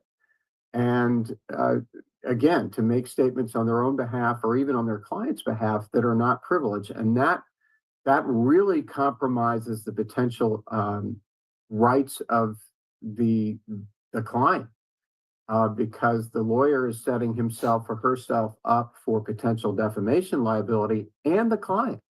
Because unless the client repudiates the statement of the lawyer, that a client can be sued for defamation as well. If Jesse Weber, which he never would do, made a public statement on behalf of your client that was false, arguably, not only you, but also your client could be sued. Well, we have a case like that right now. So I think, again, lawyers really need to remember who they're representing, what their cause is, and to resist the temptation to make public statements that could be problematic. It's getting ugly, and it's only been 3 days or 4 days since all this came out. I'm sure it's just going to get uglier. But Ben Chu, thank you so much for coming on. Really, really love having your perspective, especially on a case like this. Thank you so much. Thank you, Jesse. All right, everybody, that's all we have for you right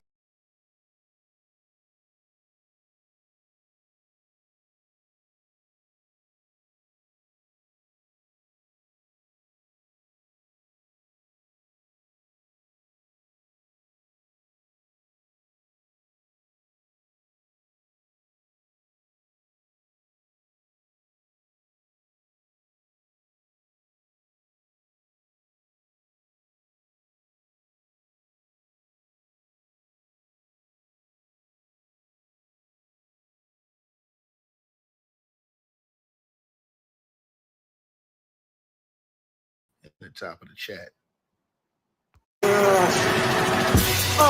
Just name the channel. Who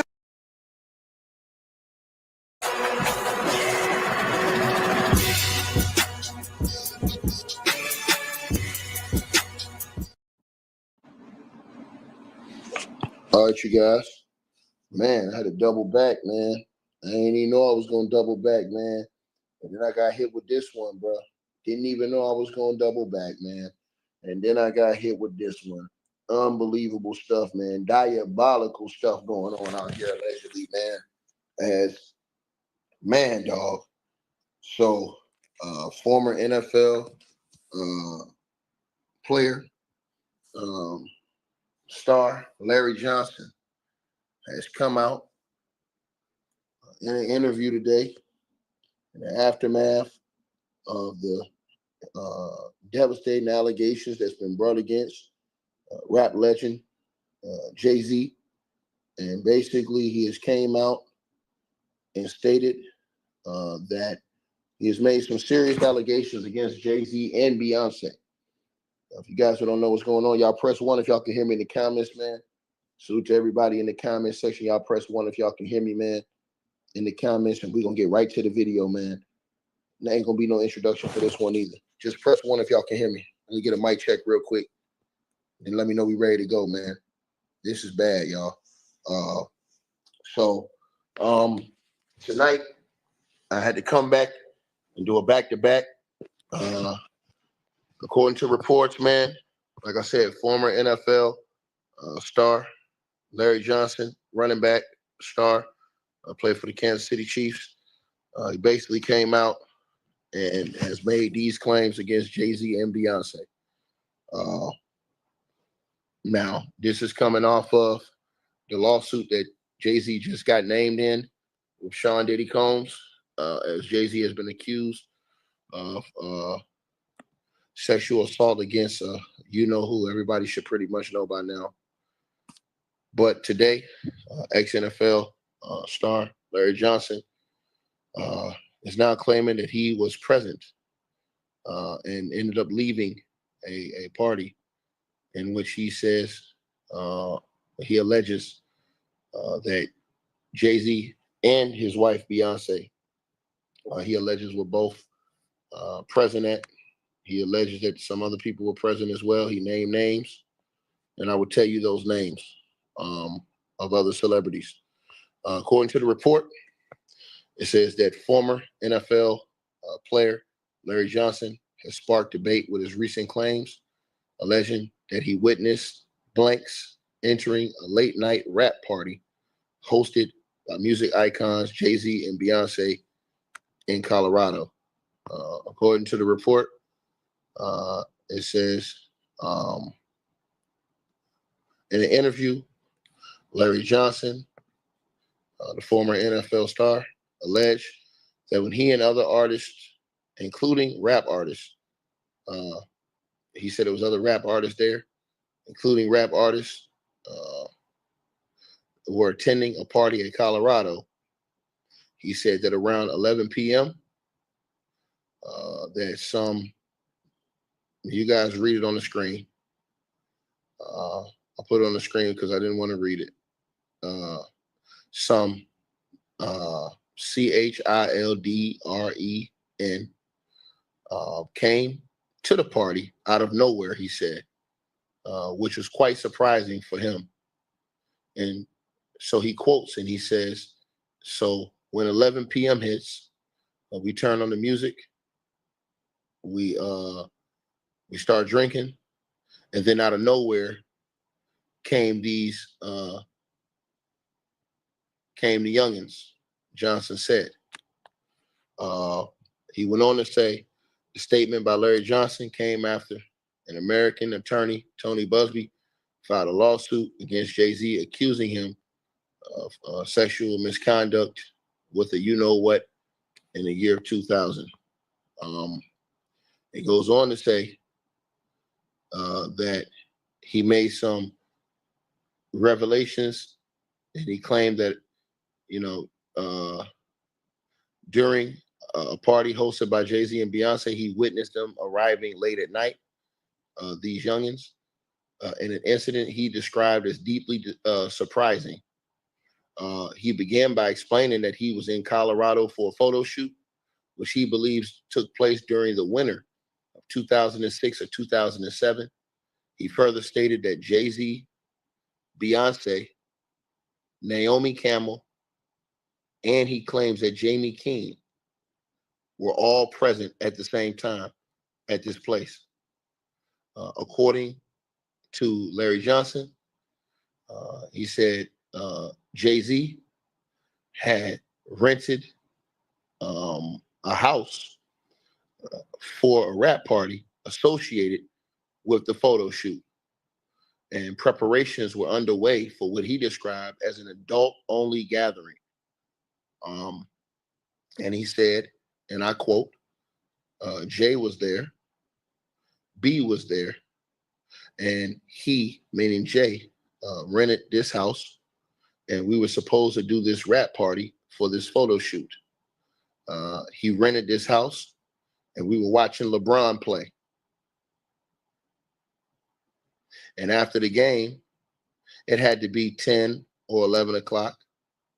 So we're getting ready for the party. Mind you, it's all adults, Johnson said. According to the report, it says, furthermore, Johnson revealed that another youngin who was Latin, accompanied by her mother, was also present at the party but had to leave early due to school obligations. However, he expressed confusion about the purpose of her attendance at the event. It goes on. It says that the former NFL player added that the youngins appeared at the party seemingly out of nowhere. He recounted sitting next to one youngin who was, shout out to Marcus Harris in the Cash App with the donation. Y'all want to donate, the link pinned at the top of the comments, Cash App, PayPal, let me know what y'all think. He says he recounted sitting next to one of the youngins who was seated beside Beyonce. According to Larry Johnson, he says that Beyonce addressed the youngin saying, "That does not look S blank XY," a comment he admitted he did not understand. Let me repeat that line again. According to Larry Johnson, former NFL football player, he said that one of them was seated beside Beyonce, and Beyonce allegedly addressed the youngin saying, "That does not look," and y'all read on the screen, a comment he admitted he did not understand. And he says, and then, and this is a quote from him, "Out of nowhere came these blanks." Y'all read it on the screen. He says, "I don't know where they came from for a rap party at 11 at night, drinking, loud music, and us dancing wild. Like, I don't know where these."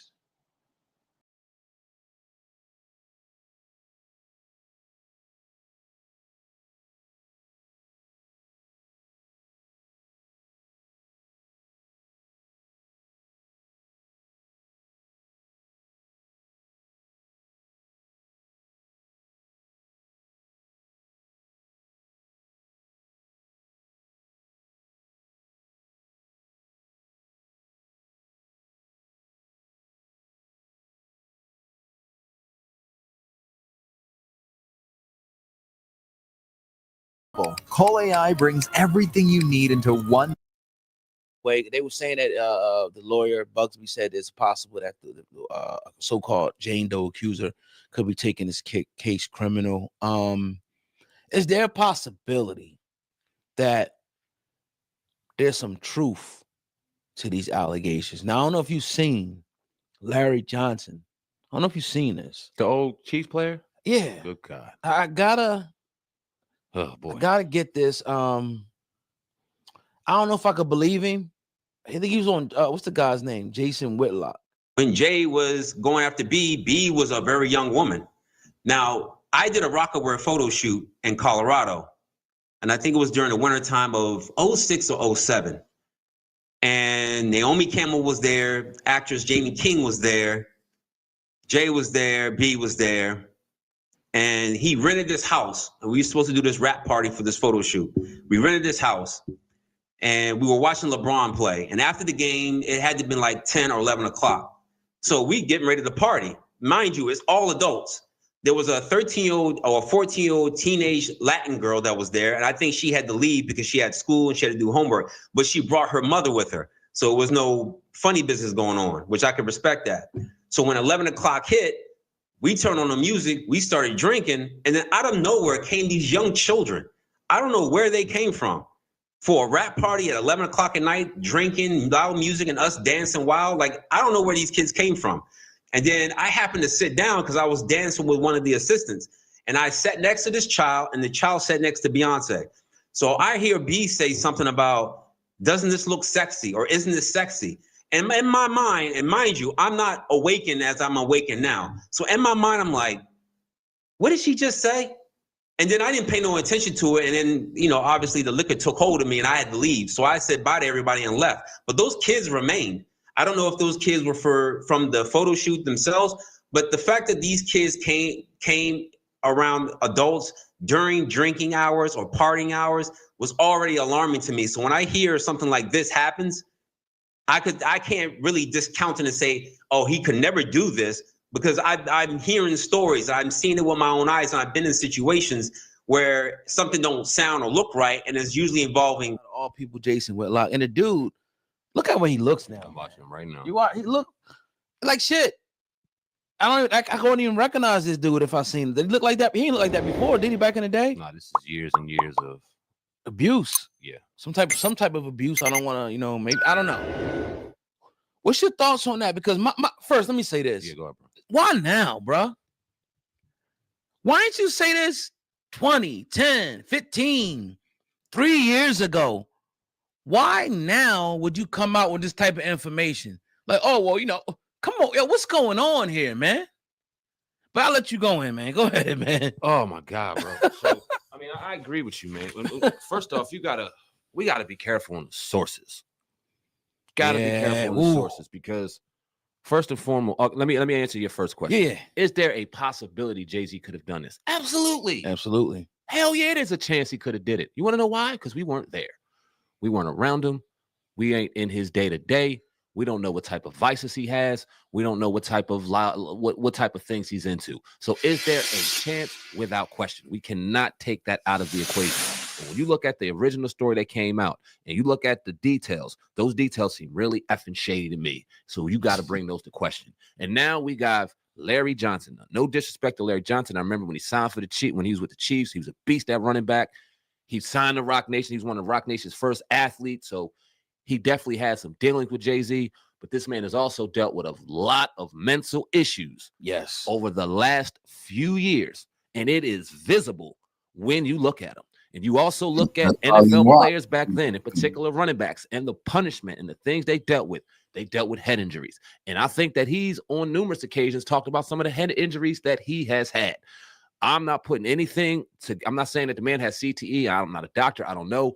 But he has been proven to have some mental issues. So for Jason Whitlock to bring somebody on because they have a link to Jay-Z, a link, because he has a link to him, and just dispute that kind of stuff, it's absolutely ridiculous. And then when you listen to the story, so he was at a Rock Nation party, y'all dancing, y'all doing y'all thing. You see a kid with a 14-year-old with her mom, nothing of it.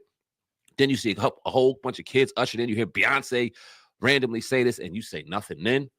During all of your rants and stuff throughout all these years, you never say anything. Then it's when this comes out, now coincidentally enough, you have this awakening, and if it's real, you want real evidence and real people to come out and tell the real story so that we can get to the real issue. Mm-hmm. If it ain't, what the fuck are we doing? Yeah, one thing about the court system, a lot of people feel like it's flawed, and it is. You see the guy who choked the guy out in the subway, he gets off. In some cases, sometimes that it is, but I think the fundamental essence of the court is good. You got your witness there. You can question the witness. You can, confront your accuser. You have lawyers, people to represent you. A judge is supposed to make things fair, partial. But when you have witnesses, one thing that they do in the court is that they vet the credibility of the witness. Because anybody can go up there and say anything. Mm-hmm. Let's look into your background. This is one of the reasons why Jay-Z wants to make the accuser known. There's no way you're going to accuse me of something, talk about making it criminal, and we don't know who you are to vet you. You could be a stone cold liar. You could be a schizophrenic. You could be a federal agent, anything. Mm-hmm. Let's know who you are. We know who Larry Johnson is. He's been saying a lot of outlandish stuff for years. So we have to look at the source and question the source. And even if this happened, that does not equate to Jay-Z having his way with a 13-year-old. No. Even if this happened. So for you to put those two together is very, very suspect. But this is what we talked about the other day with us attacking us. It's not a white guy doing this. Mm-mm. It's a brother that brought you on to destroy, to tear down the credibility of Jay-Z. This guy's been posting stuff. Soon as that allegation came out, he had 100 things on Jay-Z. Jay-Z this. Jay-Z's a drug dealer. How could he have this? Did he have any? Yeah. Oh, yeah. Jay-Z. Like people just waiting for the downfall of another brother, man. Especially Jason Whitlock. Right. And I see the comments and stuff. People going, saying this and that. You don't know. You wasn't there. Nope. It's an allegation. We don't know who the person. That's all we have. Since when does an allegation, without going through the court system, since when does that, make things true? Last thing before I hand it back over to you, guess where this case is out of? It might be coming out of if it's criminal. New York. Once again. Clear as day. And if you don't know about that, we talked about that ad nauseum. Yep. In particular, in that city. When you look at the lawyer and his track record, are we going to sit back and act like lawyers always have the biggest moral compass and the biggest moral morale? These motherfuckers are smart and they're calculated. You think they didn't hear Jay-Z's name when all that Diddy shit was going on? You think they didn't hear the rumors about Jay-Z all these years? You think a simple YouTube search about Jay-Z and you see a whole laundry list of Illuminati, this and this and that and this and that don't come up and you say, okay, no, I got enough here. There's a lot of smoke here. I can create a hell of a fire and we could try to get us some more bread. And let's go after this dude, this man right here who has little rumors and inklings out there for years and happens to have billions of dollars. Let's go get it. And all I say is this, bro, because it sucks being in these positions sometimes because it feels like we cap for people and don't care about the other side, but it could be further from the truth. We just want the truth to come out and we don't want to judge somebody before that truth comes out. That's it. If Jay-Z is guilty, if Diddy is guilty, if Dr. Cosby is guilty, if R. Kelly is guilty, fuck them. Because nobody should be taking advantage of children. Nobody should be holding people against their will. We don't do that SA or that RAP up in here. We're men, we got children, we got daughters, we got mothers. We don't play that. That's a fact. But at the end of the day, we also aren't going to sit here and allow other people, especially black men, be railroaded, especially by us, because we don't like them. That shit got to stop. Or we're jealous or whatever, the case may be. Yeah, I think that's just perfect. The perfect way to put it. Of course, people are not going to see it that way. Of course. They think, oh, you must be getting paid. I always say, where's the check? My bills is late, goddammit. Word. You must be Illuminati.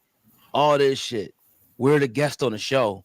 Where's the advancement? Where's the $1 million? This Illuminati shit sucks. I quit. Word. Because it ain't that damn good. Nah, me out. You know what I mean? Shit.